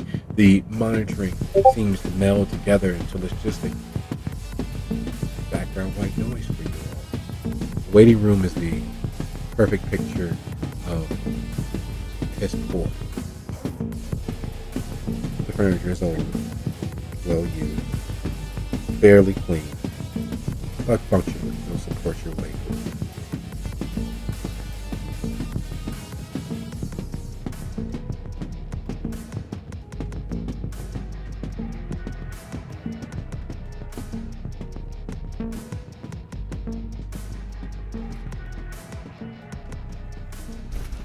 we need to discuss the terms. Or is this, God forbid, a social call?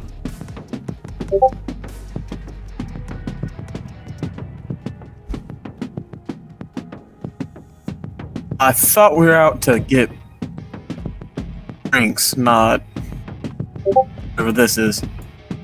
So I guess you could call this social now, since someone's information was a little off the mark.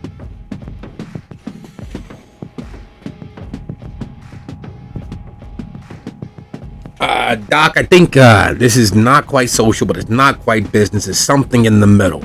This kid here wants to drink criminals. Can you help him with that?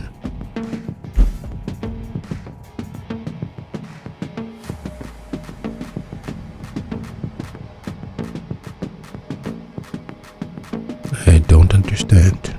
You're asking for hospitality to feed on my herd? Yeah, alright. What do you mean by that? Those who are granted my services to assist their healing, those mortals are my herd.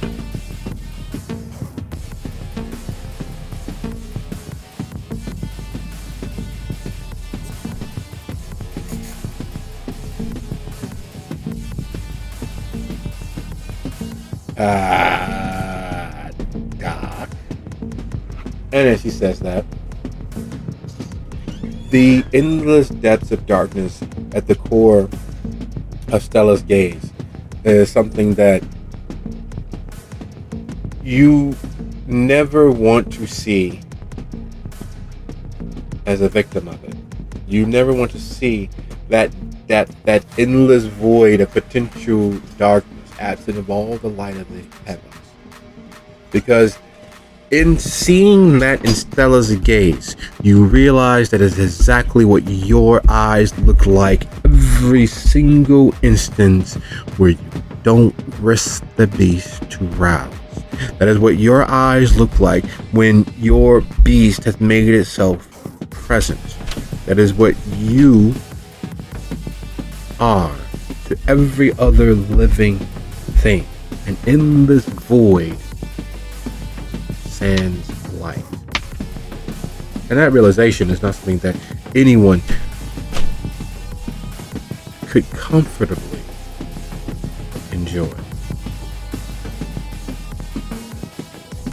And for Zach, that realization has the look of Stella, who's watching aghast and agog and thankful and unsure what it is exactly they are seeing, as their sister in all but blood is willingly and strongly gripping Dia's appendage and holding it lovingly and taking all that she can. It is strangely titillating. The scent of blood is not exciting at all, but there is a bestial, animalistic passion there that is undeniable. There is a willing to fight to remain here that is present and visible in Stella's clutch, grasping at, all but clawing through Dia's arm as she holds it to herself. As she suckles and pulls and attempts to drink her weight in vitae.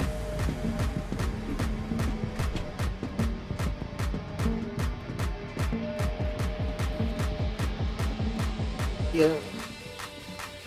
I didn't want to look away from Stella, because typically when you're being stared down by that sort of predator, you either look away or you look at it and know that you're not scared.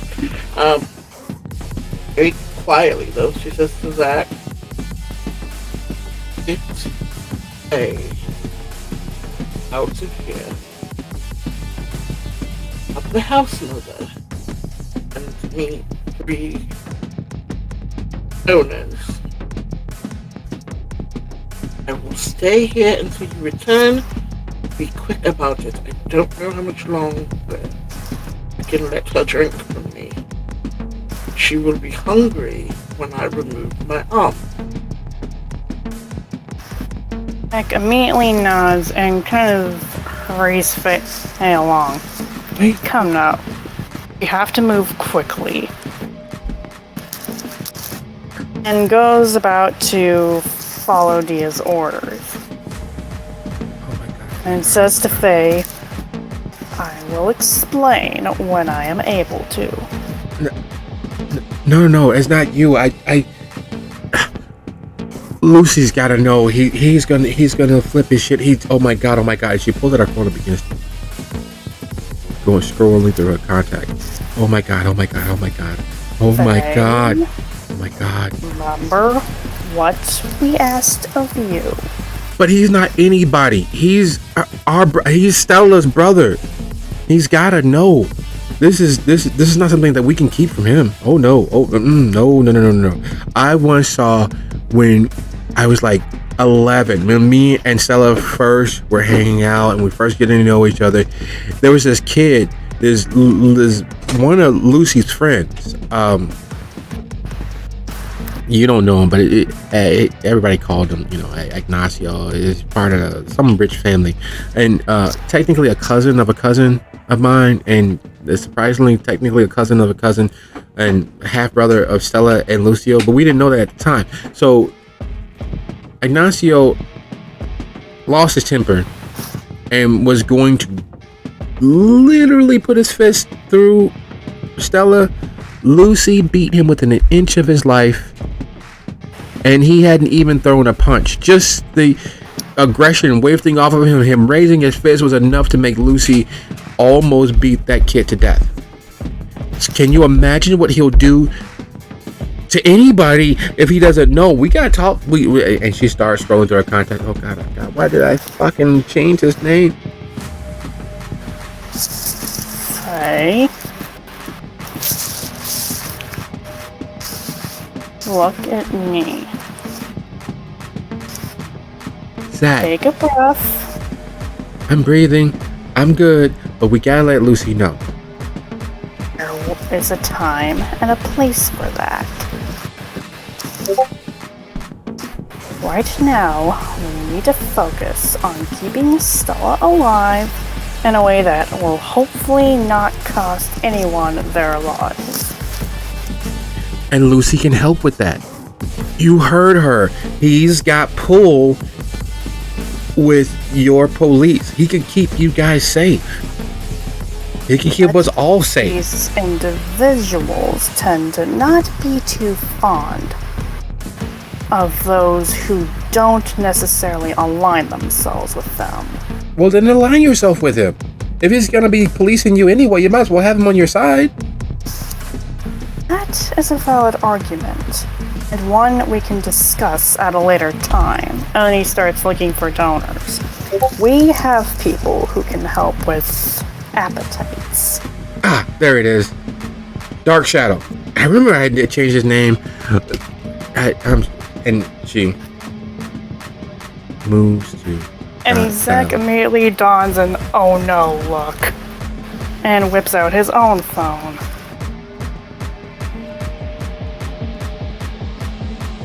So you let her call a hound. He's letting Dia know that that's what Faye is doing. So so Zach lets That's her. his phone. So Zach lets her complete the call. Make the call. Oh boy.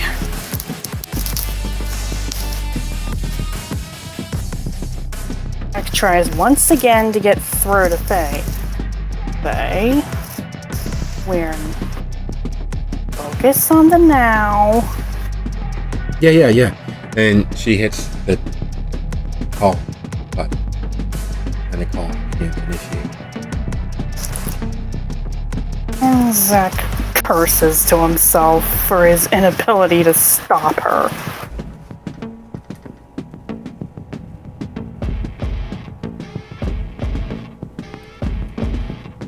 And the phone is ringing.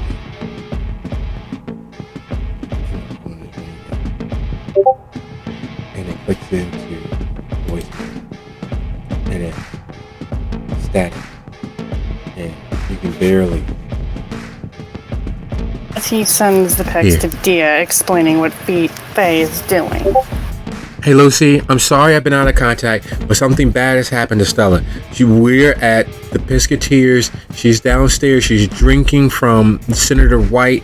They said that she's going to be fine, but she's literally bleeding out of every pore. You got to get here as quickly as you can. I don't know what you're doing, but whatever it is, you got to stop and get here. And she gives him the address. And as soon as he finishes that, Zach takes Faye's arm. Do you realize just what will happen to us if he gets the wrong idea? She ends the call and starts over again. She dials the phone number again. If he believes we were involved in what happened to her, do you know what will happen to her? Senator White is trying to save Stella. Stella was bleeding out of every pore. They didn't do anything directly to Stella. They're doing their best to keep her okay. You got to get here as quickly as you can. It is really, really, really bad. And Zach is with me right now. Zach is here. You know, the YouTube guy we were telling you about.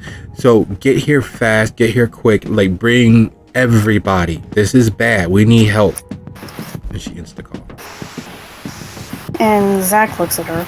Well, we're all dead now, except for perhaps you and Stella. You don't get it. Lucy is a force. Like, Lucy has kept us safe our entire life. And while I love Stella, and I wholly believe that she is right, that he's been keeping things from her, but now that I know that he was keeping things from her and us to keep us safe, it makes sense. And did you see her comforting everything that was inside her? Lucy can help. Blind.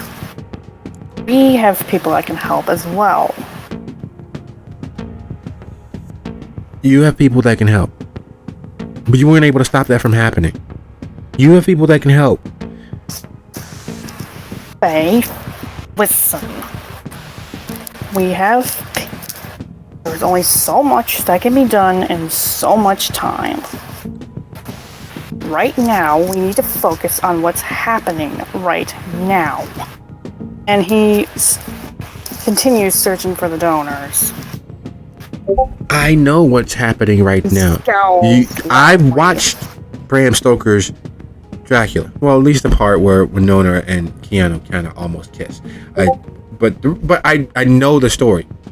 I know that I swam through an ocean of time. Dia is making Stella one of her brides. A vampire. Oh, I'm sorry, you guys don't like that. A kind like you to keep her from dying from all of the blood loss that was happening. I get that.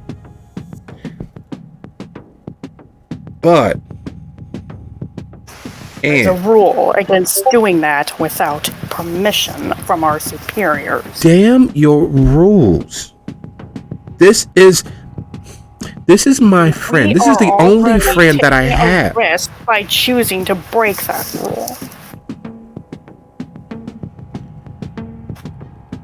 But you all have broken other rules. We're not going to talk about the dead body you all burned in the hallway and think we didn't notice. We're not going to talk about all the gunshots that we heard that you kept us from being hit by. You break rules all the time. So why are you trying to obey some rule? My friend, I don't know about you. I don't have many friends. Nobody Nobody has ever looked out for me more than Stella and Lucy. And in this moment, right now, you're making her one of you all. And I don't know about you, but I've done the math. The only way for her to be like you is for her to die. She won't even get a funeral. That is the most concerning part. That is the part.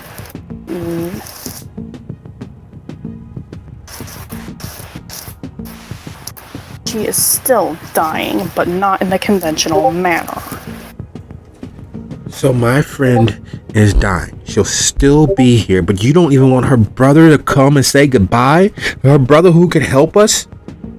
Her brother who has done everything to keep us safe that he could. He's just supposed to get over the fact that his sister's dead, but not dead. That one of the many hundreds of thousands of things. Do not intend to keep this from him forever. There may be a time when we will tell him. At the moment, we need to focus on preventing any more unnecessary death. Yeah, well, I already called him. He's on his way. If there's one thing that Lucy will do is move heaven and earth to make sure that Stella is okay. So he's on the way here.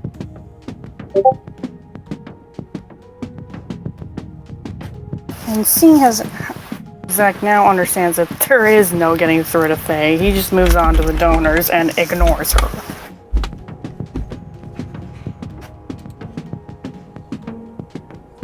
Even closed, the health matron has always come in and made sure that the place is operational. She has mastered the art of being there, yet invisibly so.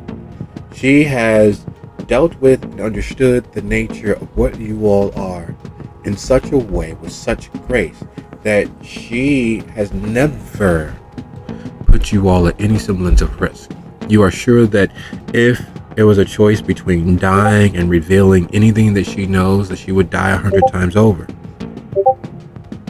And yet, as you find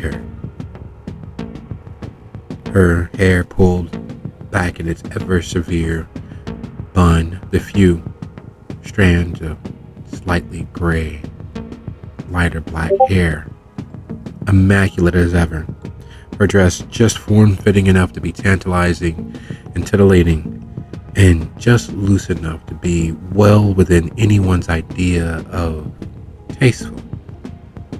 It's the sort of ensemble that would look at home on a rock stage or at someone's fancy dress dinner.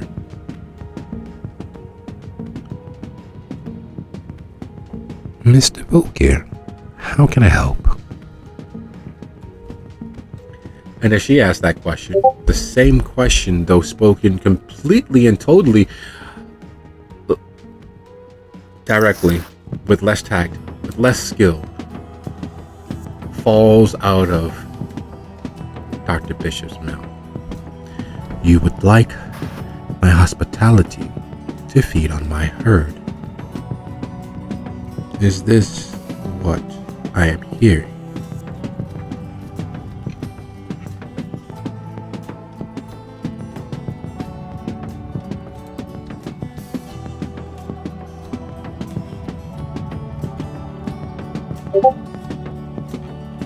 You don't sound too keen on that. Underneath my want, underneath my service to our boulevard, I am still a business. I left my practice in Gary because of the opportunities here, underneath Boulevard Albu. His legend is, I'm not sure you all would quite understand. His idea of perfection is so adverse to everything that I have learned thus far as to seem impossible. And yet the willingness to reach that perfection is something that I cannot ignore. And so, my practice in Gary is non-existent, and I am rebuilding my practice here. So if there's a way to profit, I am listening.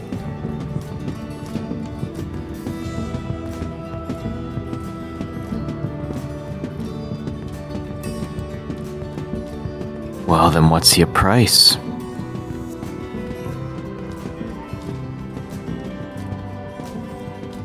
Are you writing a blank check?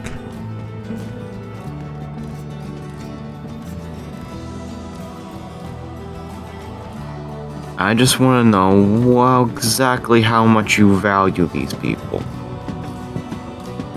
Well, these commodities that you call people, they are criminal in nature, so the grand outcome, depending on their skill at their trade, is the eventuality of death.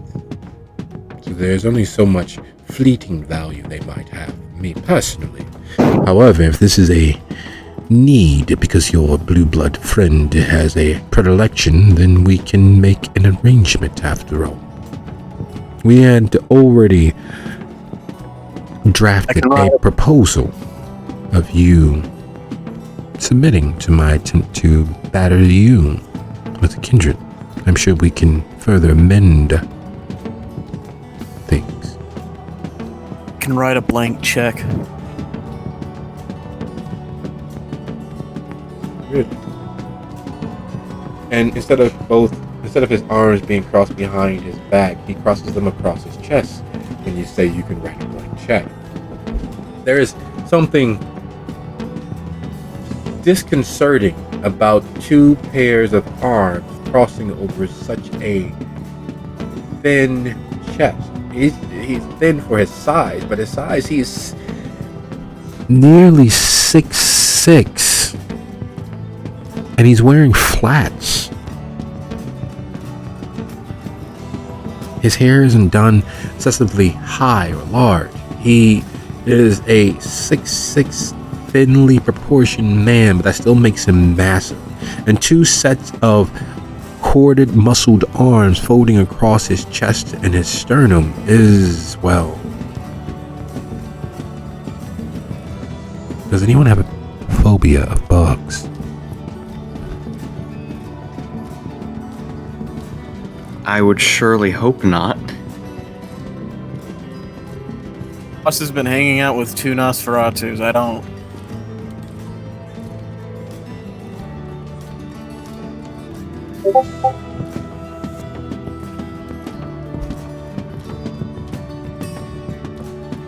It very much does have that spindly nature to it, and it very much does elicit that human phobia of the creepy crawler.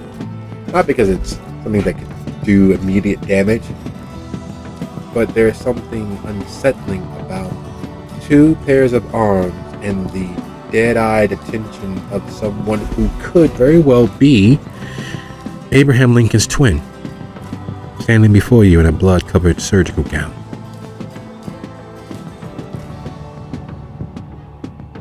You are willing to write a blank check for what I may wish?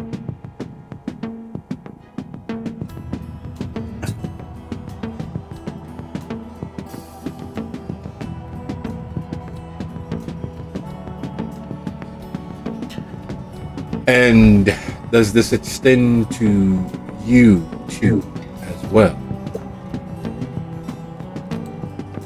I'll extend to the other two as well. Boy, since one of you been speaking for us? Since I'm writing the check. I'll speak so for you. mean I just want to make sure you understand what exactly you're doing here. If you're writing the check for all of us, that means you're the one who's paying for all of us.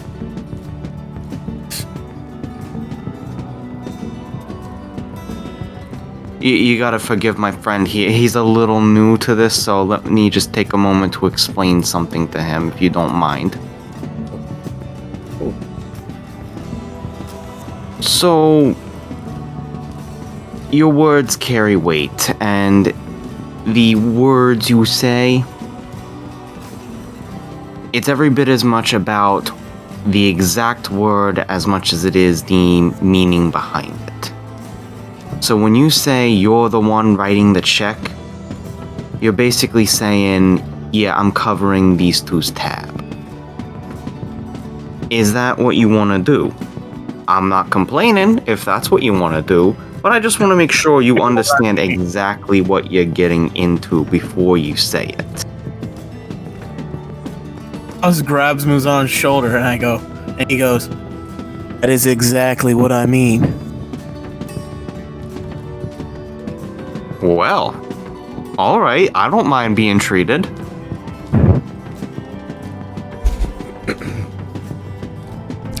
Very well.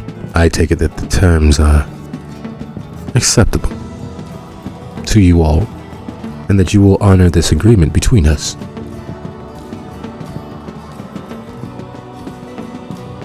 Oh, well, yeah. Excellent. I would be a fool to offer services without some deposit. First things first. So, right this way. You two, please.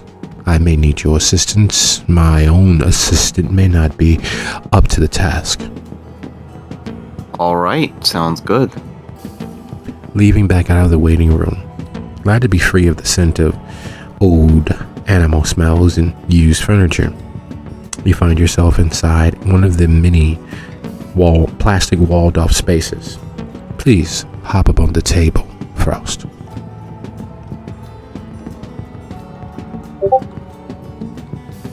Okay. My work typically bends towards the maintenance of life, despite gunshots and stabbings and bitings and pole arms and axes and hammers and crude interrogation methods. There was a gentleman, actually, earlier this evening, who fell privy to his, the word that he used was his road dog, who didn't believe that he had not sampled his road dog's old lady. They removed his molars, first with their fist, then with pliers, and through the pain he kept attesting his good that he did not sample his road dog's old lady.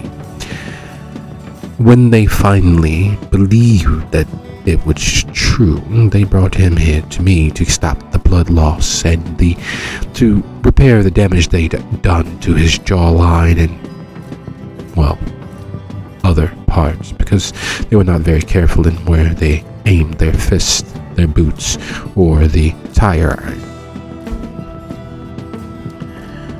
And while repair is its own art, human flesh, after all, is quite so malleable.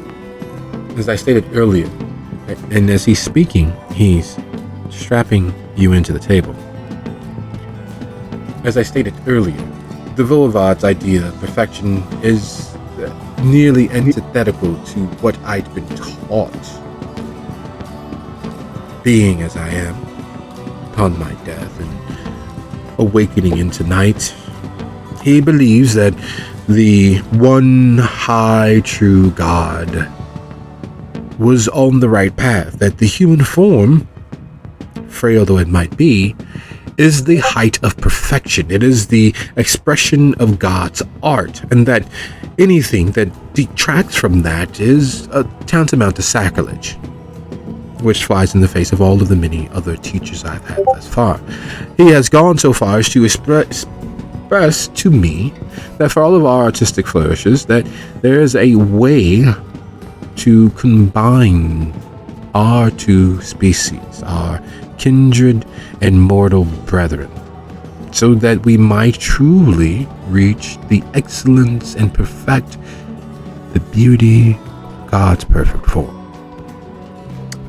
I understand that your flesh, as a member of the wolves, as a member of the Gingo clan, is quite malleable.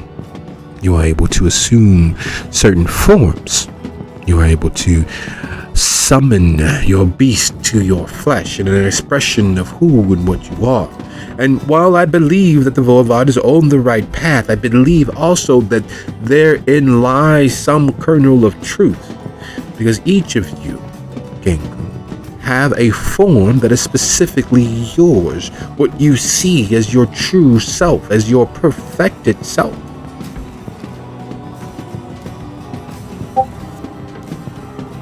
So, as a down payment for the remainder of the blank check that you have written me to play and practice your flesh, what is your form?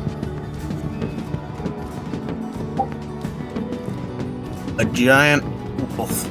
Oh, a lupine-esque form. And he moves his scalpels. It's a tray filled with various different cutting implements and sutures and all manner of things that he's slowly moving into sight. So you believe your perfect form is that of a lupine, of a canine, that there's something noble and true about that for you. I will, as down payment, not, and he motions towards your face and upper body, but, and he moves towards your feet, will you two assist in removing his shoes? Oh, this is fascinating. Frost, I hope you understand, like I said, what you signed up for, and Muzan is going to go ahead and take off the shoes. And then most of the other merchants started moving his shoe, matching Muzan's speed. In that perfect form, the combination of man and beast, of kindred and beast, in that lupine form, you see perfection of you. So my aim, my dear Gengu, is to find a way to permanently have you and your true self share the same space. And he sets to work, first flaying the dead flesh from your foot and beginning to rearrange the bones of your foot into that of a wolf's tarsal, but with the size and balance of the human foot. It takes far longer than you would expect for the magic that he does. The bones bend and lend themselves to his play as if they are Play-Doh, and he is a child with far too much imagination and not enough time. As he cuts and moves sinews and as he moves nerve endings. I need you to roll your stamina and composure. Because the idea of being dead means that the pain doesn't hit the way that it should. You don't have the same impulses. You don't have the same flow of things. But watching your body be arranged outside of your will, losing that agency over yourself, is not an easy thing. And then the doubt sets in. You wrote this being a blank check to practice his art. You wrote this person, this kindred, a blank check of your flesh to do with as he deems fit.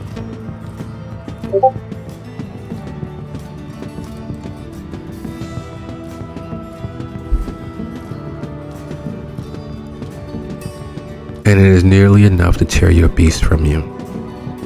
The recriminations start. You see the faces of your Cody members no longer present. You see the faces of people you may never be able to look on again. While you have grown accustomed to Muzan's face and Dancer Dan's presence, there is an instinctual revulsion. There is an instinctual enmity. Because they are not lupine, they are not kindred, they are something ruined by time and the hate of fate. And if this kindred has their way, you will be permanently and forever a beast in appearance, kindred enough to pass, just like they are alive enough to pass as someone who has been through a horrific accident. people that look upon you will see the monstrousness of you and be forced to swallow and passively aggressively come to grips with what you might become if he has his way. And you swallow it back. You ignore your pain. You grit your teeth through it and watch as he does things. As he touches you as no person has ever touched you. As he finds ways to do things to you that you, moments before, would never have thought possible. And once he's done, he claps his hands. Well, that's enough to start. It is in fact a very good down payment. I must say that this turned out far better than I assumed. I thought that I'd have to work at it far longer. And then he looks at your shoe. And he looks at your foot. Your paw.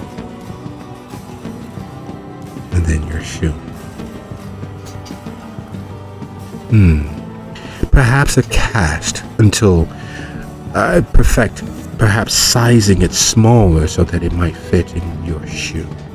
And he grabs some plaster of Paris and begins making a cast around your foot to hide that your foot is in fact a wolf's paw. We'll do the other one after you feed. But for now, right this way, and begins unbuckling the straps across your arms and chest to free you so that you might stand. God, it's always fascinating watching that happen.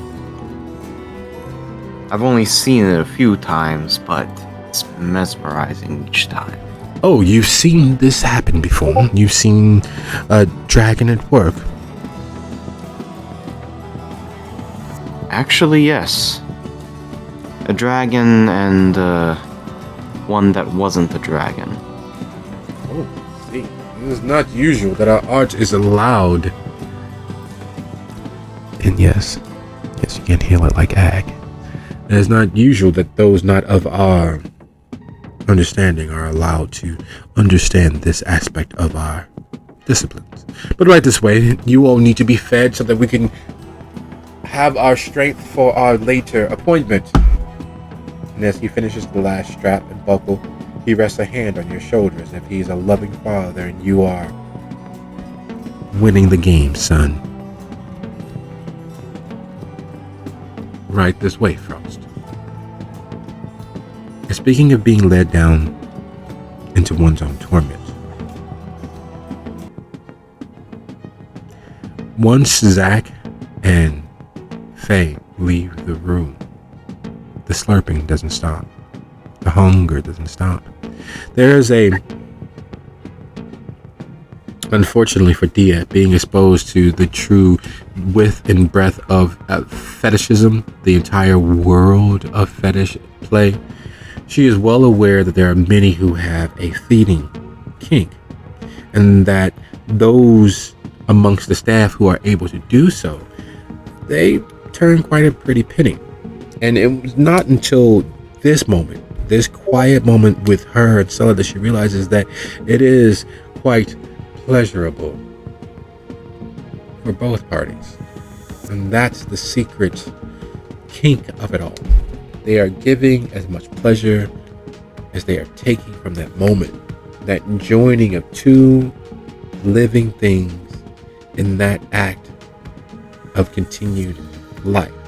It's like breaking bread, but on such a wholly, spiritually, emotional level. And then, of course, people get in the way and make it dirty because they involve other fluids. But in that moment of feeding, there is a joining of two people. And Dia and Stella have this moment. Dia and Stella meeting each other's eyes, and while up until this moment she has been waning and then rabid, but now there's a presence slipping in behind the darkness. There's a mind opening. There is vistas of the unimagined being explored as she takes in your vitae. And while she is still Stella, there is an edge to it. Something wholly unstellar all at once.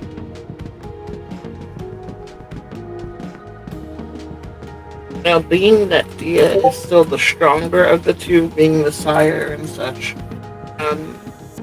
would compel or any of the things that she can do to typical humans work, but like a little bit harder, like dominate or something like that.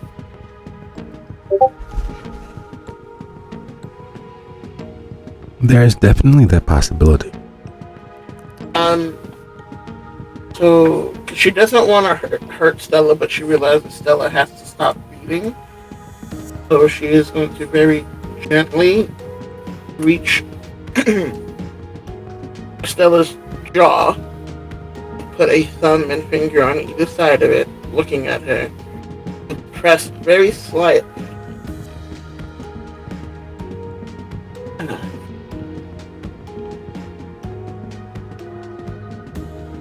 You to understand, I know you're hungry. I need you to let go of my arms so that I do not have to hurt you. I promise you will be fed, and then I will explain all that you now are to you as soon as you have done so. Okay? She pushes power into those words and that locking of eyes using dominate.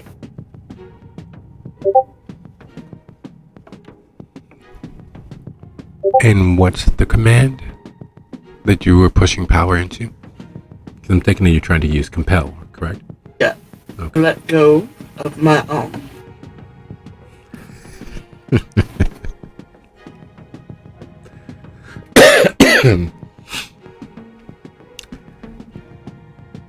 Go ahead and roll charisma and dominate.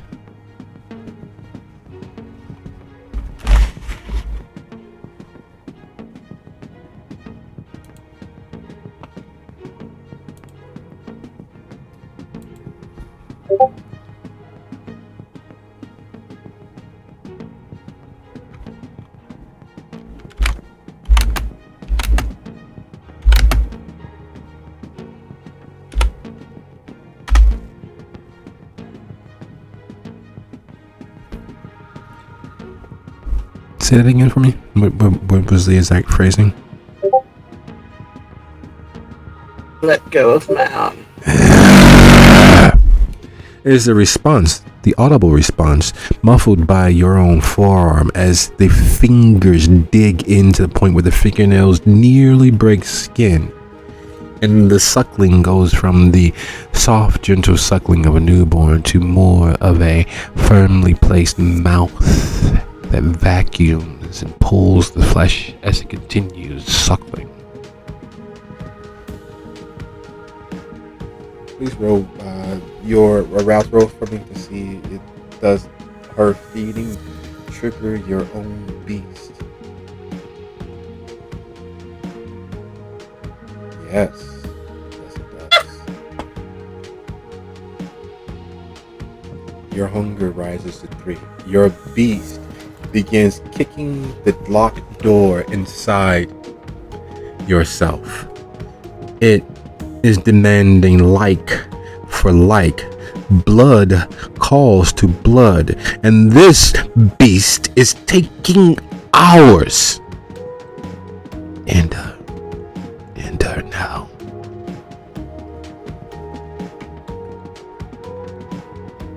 Dia snarls back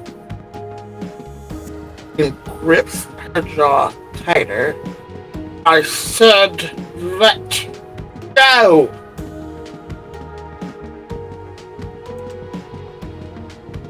Is that another compel? No, this is not a compel. Let's see, do I have? That would be something. Actually, why not? Dread gaze, let's go.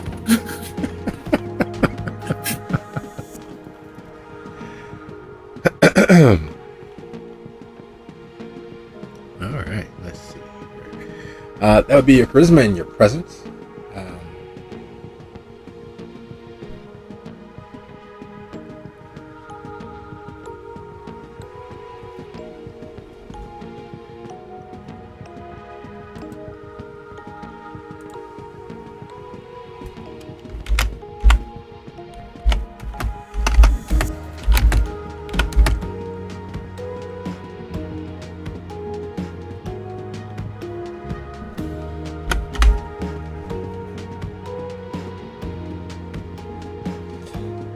The Castiglione Darcy blood is clearly strong in this one. You have met. Damn right it is. You have met less hard-head brick walls. You have met less stubborn and willful toddlers. You have dealt with individuals who were made of less stern stuff, who reached farther into life. It is only in this moment that you realize that there was a certain strength of will residing at the core of what Stella was, and that it had been bolstered and supported by the few moments that you've shared in conversation as to her brother and the world that she was inhabiting, what she had been protected from, the monsters that you were. And that fire, that drive, that will now rears its ugly head. It's one thing having a beast on your side, it's another when that beast turns against you.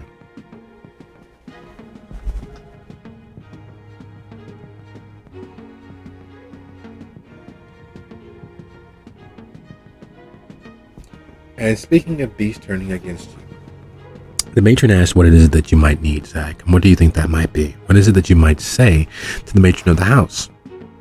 And she stands at the ready, as ever, to assist, to ensure that this house runs smoothly, and that everything is spit-spot and absolutely nearly perfect in every way.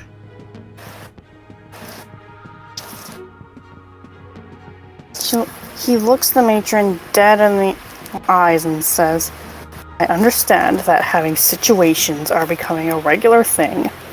And guess what? We have a situation once more. How quickly can we borrow 3 of your coworkers? Well, as per Miss White's orders, they have been kept at the ready, though and she motions towards the far back, nearly completely closed access to the tunnels. We have had to unfortunately relocate quite the bulk of our donors elsewhere because we no longer have access to the honeycomb. I can have them here within the next few moments, though currently in presence there is unfortunately only myself.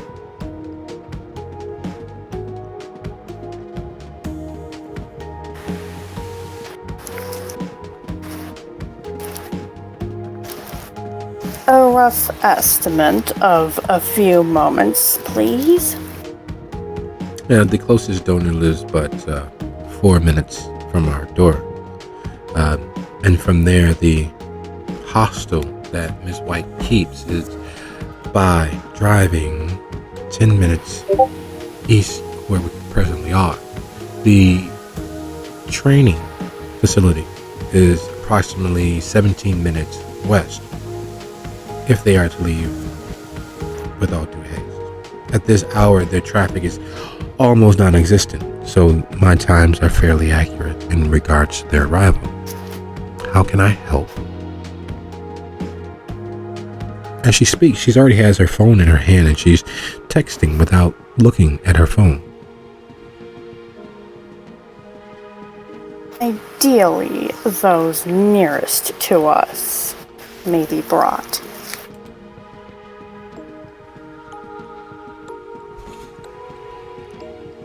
Very well, I completely understand, but in the moment while we have the small time of their departure and arrival, how can I help? Is there anything that we can do in the moment to assist with your situation?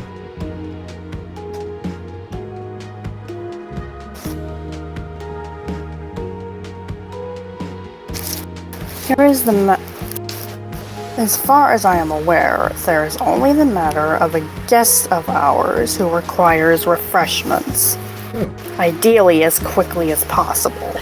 Very well, I can assist with this aspect. It is one of the many functions that I carried out for Nicole personally, and while Miss White has not taken me up on such a moment, it has been some time, but those skills do not fade. lead the way, Mr. Volkey. And it's here where Zach profusely thanks the matron as he leads her to where Dia and Stella are. And being led to the moment of decision and to the moment of feeding, we turn our gaze back to Muzan and Dancer and Frost, who now sports a very bright blue cast. As Muzan and Dan and Frost are led through the various impromptu hallways of the plastic curtain stretching from ceiling to floor, blocking off certain rooms to others. While the theater, which is what I call this space, is typically far busier, those who are unable to wait peacefully are kept here. And these are the holding pens. The Voivod has decided that those who don't meet certain qualities should not be assisted and should in fact be removed from the public. So we have begun housing, and then he opens the door, and inside are about 30 dog kennels. Inside the dog kennels are various individuals, various men, women, young adults who have been chained by their necks with collars driven into the stone walls behind them. Their various ages and strengths and clearly skill levels, most of them surprisingly perfectly unblemished, though none of them are calling for help. None of them are reaching towards the bars or straining against the collars at their throats. These individuals have broken the Voivod's grasp of certain criminal enterprises. They have just chosen poorly as to who their allies might be and what their aims should be. They've been modified to be as quiet as necessary so that others might not find them here. You may take your fill of one, or may take a drink from as many as you need.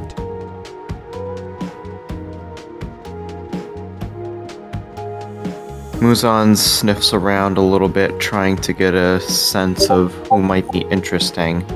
With his bloodhound, does anyone stand out? Oh, yes. Yeah. There's not even a need for a roll. There is the oddness that there is not one single iota of melancholy in the environment at all. There's not one single depressed individual in the midst of either of these humans being kept as animals.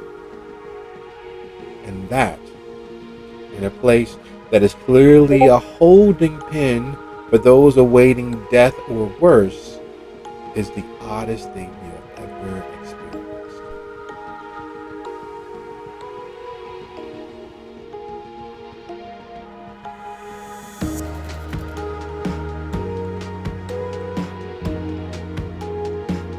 These people seem almost happy to be here. Well, they have been modified after all. To perfect the form, we must first find out the underpinnings of such. We have found that there are certain portions of the human mind that, if properly rewired, removes the penchant for happiness, well, unhappiness. Both, actually, because it is, unfortunately, proven completely sound that happiness in and of itself is, in fact, a mental disease. So what you are witnessing is what the human would be, completely at peace, completely stoic as to what might befall them. All of the impulses that drove them towards their crime and their graft and their greed removed from them because they are perfectly at peace, neither happy nor depressed. No highs, no lows.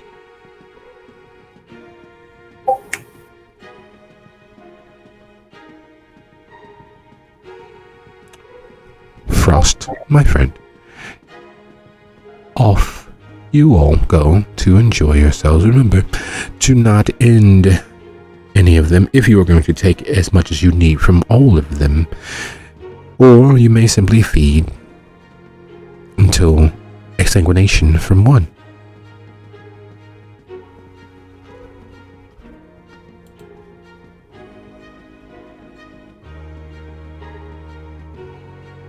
And is that one among the three of us or one each? One total. These are still valuable stock when perfecting or practicing to perfect certain procedures. Isn't that dooming the kind? Dooming them? What do you mean? I mean, three very hungry 100 eating on one morsel. No, you may drink to exsanguination one, or you may take your fill from all. Not one each. They still hold value. Criminals though they once were, they are now mine.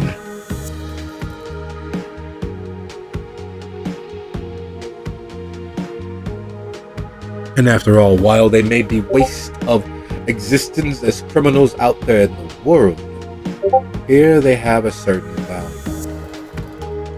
And fair trade is never left.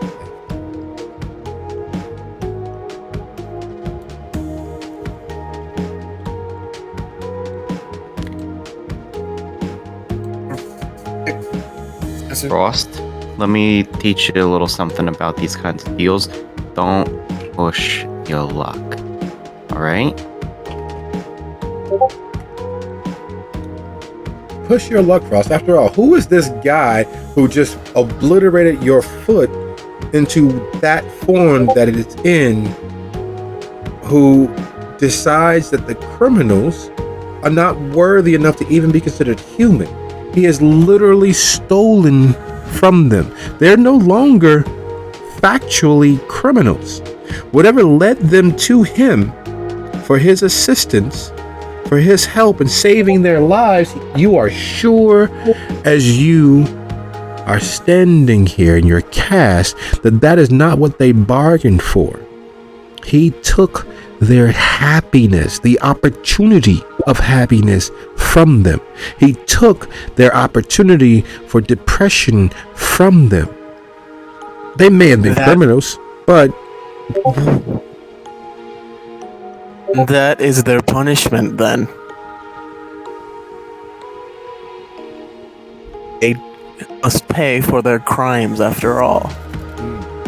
So let him do his thing.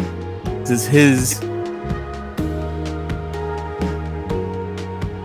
his things. After all. Not ours. The Muzan, like, did I say?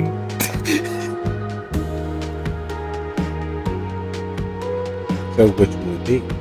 The complete exsanguination of one life, or will you take sips from as many as necessary to replenish yourself?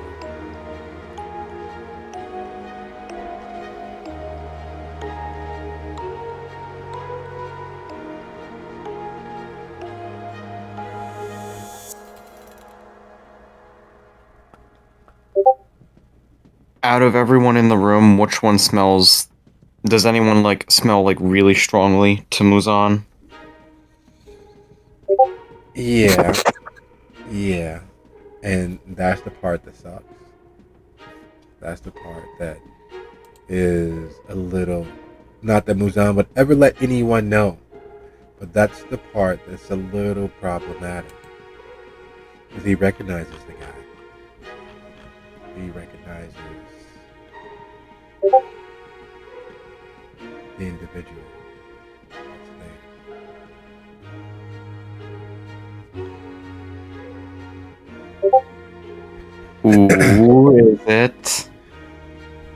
Well, you know him as Mike. He used to be a high school big shot. Not that you went to high school with him, not that you know him like that, but you, in watching the width and breadth of humanity of the area, certain people stood out to you. And one of those people that stood out to you was Mike Brisley. He was a jock.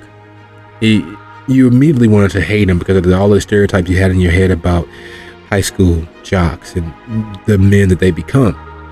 You had, during that period, had started watching Gilmore Girls, and it kind of stuck with you, the idea of toxic small town mentality, especially in the athletic variety. But he turned out to be just the opposite of that. He was a good guy. He mourned his brother, who was always working, always away. He took care of his father, who was dying of senility and old age. He took care of his wife, and didn't hold it against her, all of the many failings they had as a couple. He honestly tried to do better in every way that he could, keeping what little family he had together, protecting his business, even as it was dying underneath him. Definition of a good guy, doing his absolute best to make the world better, not just for himself, but for those that he cared about. Seeing Mike Brisley here is curious. Seeing Mike Brisley here for the first time that you've ever known of him, being completely at peace, not fighting the world to keep those people near him safe, not doing whatever it takes to keep those near him safe. Being the sheepdog of his flock.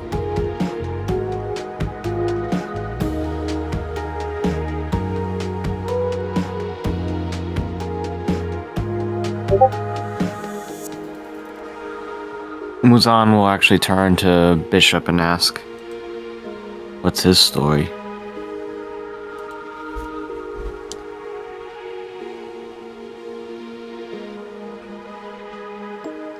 His brother was being kept safe by some of the anarchs of Dalton and Riverdale.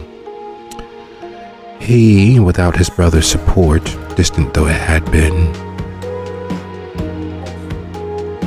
began fencing items,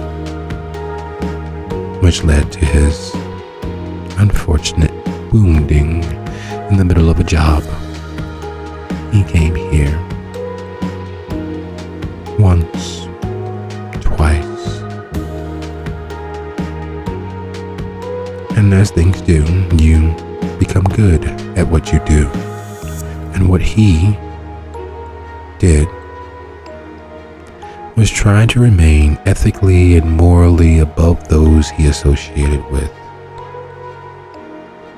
He betrayed the trust of his associates and vicariously the trust of the Voivod. He was going to turn state's evidence against several of his associates, which would have brought attention to the Voivod's activities and to the kindred in general. Our former advisor of security for Dalton, Dwayne Mitchell, had been using him to further a program of attacks against the Voivod, even at the cost of outing the kindred to the world at large. As a result of his crimes against humanity and crimes against kindred, here we have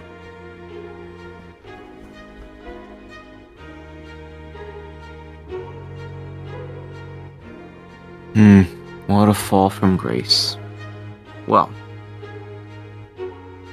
what I'm thinking is we probably shouldn't train one of them. Wouldn't want you to lose any of your stock, as it were. Fellas, just take some sips. Don't kill anyone. Very well. I have a subject on the table. Once you finish, please visit me so that we might continue, Frost. Enjoy yourselves. And he steps out, closing the door behind him, leaving you all in the midst of all of this, all of these, all of this, and these, to feed to your heart's content, provided you don't exsanguinate anyone.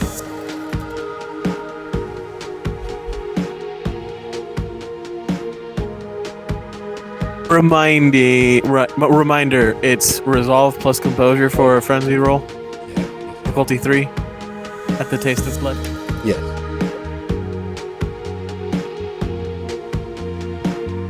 Would Muzan also have to do that, or Is he hunger 4? he's hunger 3? Oh my goodness. That is very, very close, Frost. The beast rises and rouses and manages to not drag you both under in a sea of blood and torn flesh. You force it still and sip lightly.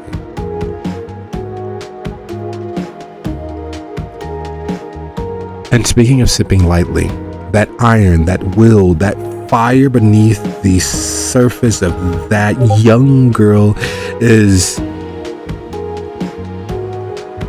intriguing. It sparks the poet beneath the songbird that is who you always see yourself as, dear. And it's also fucking infuriating. This little good for nothing, not dead, 2 minutes child has the unmitigated gall to defy you.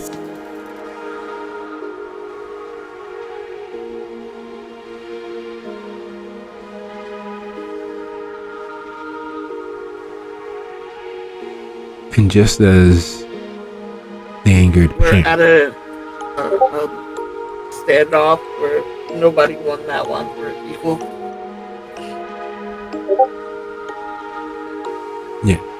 and just as the anger is welling to the point where you are sure you and your beast are moving closer and closer to the same path of thought, the same logic, just as the two disparate portions of your heart are turning to align closer together, in walks Zach, the matron, and Faye.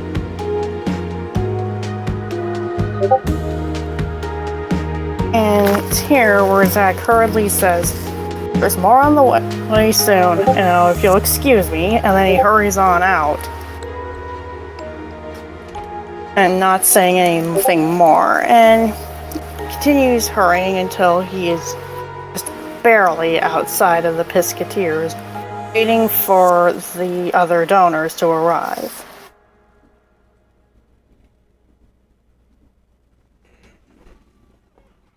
Alright, sounds like a plan.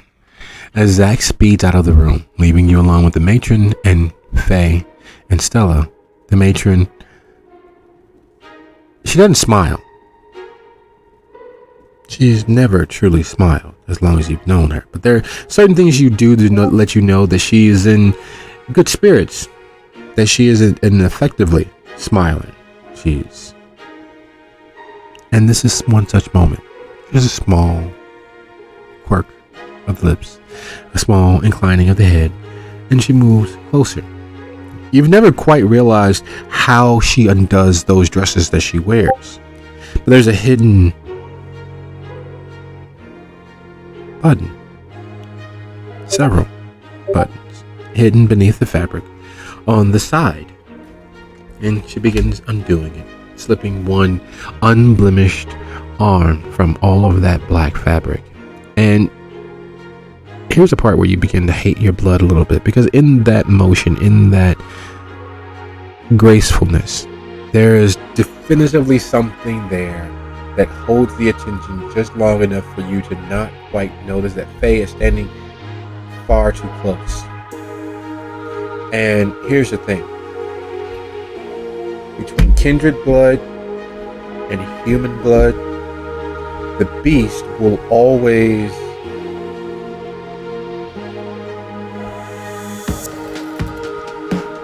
cell is free of you and racing across the floor towards the matron, towards Faye.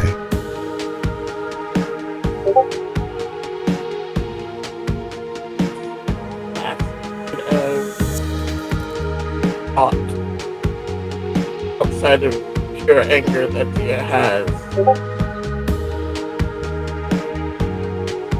She looks to Faye, still with that dread gaze up because she hasn't dropped it.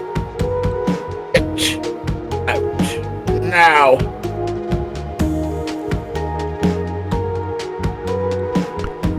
And then There are certain moments where a scalpel is better than a sledgehammer. Those moments don't happen too often when the idea is to harm, to hurt, to break down something huge and large. This is one of those moments where a scalpel perhaps would have been, or should have been, or could have been. But Dread Gaze is not a scalpel. It is not even a sledgehammer. It is taking a fire truck through someone's house. It is rending all that they are from themselves. And while discretion is the better part of valor, there's nothing about discretion and nothing valorous about what Dread Gaze does to the human mind or the kindred soul.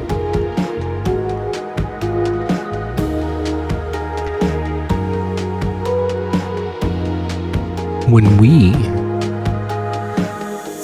return for next episode, there are several roles that will need to be made. Dia's Dread Gaze versus Faye's stubborn, youthful idea that tomorrow is always promised, the immortality of youth versus the full width and breadth of a kindred's might. How quick Faye is versus a starving, still all too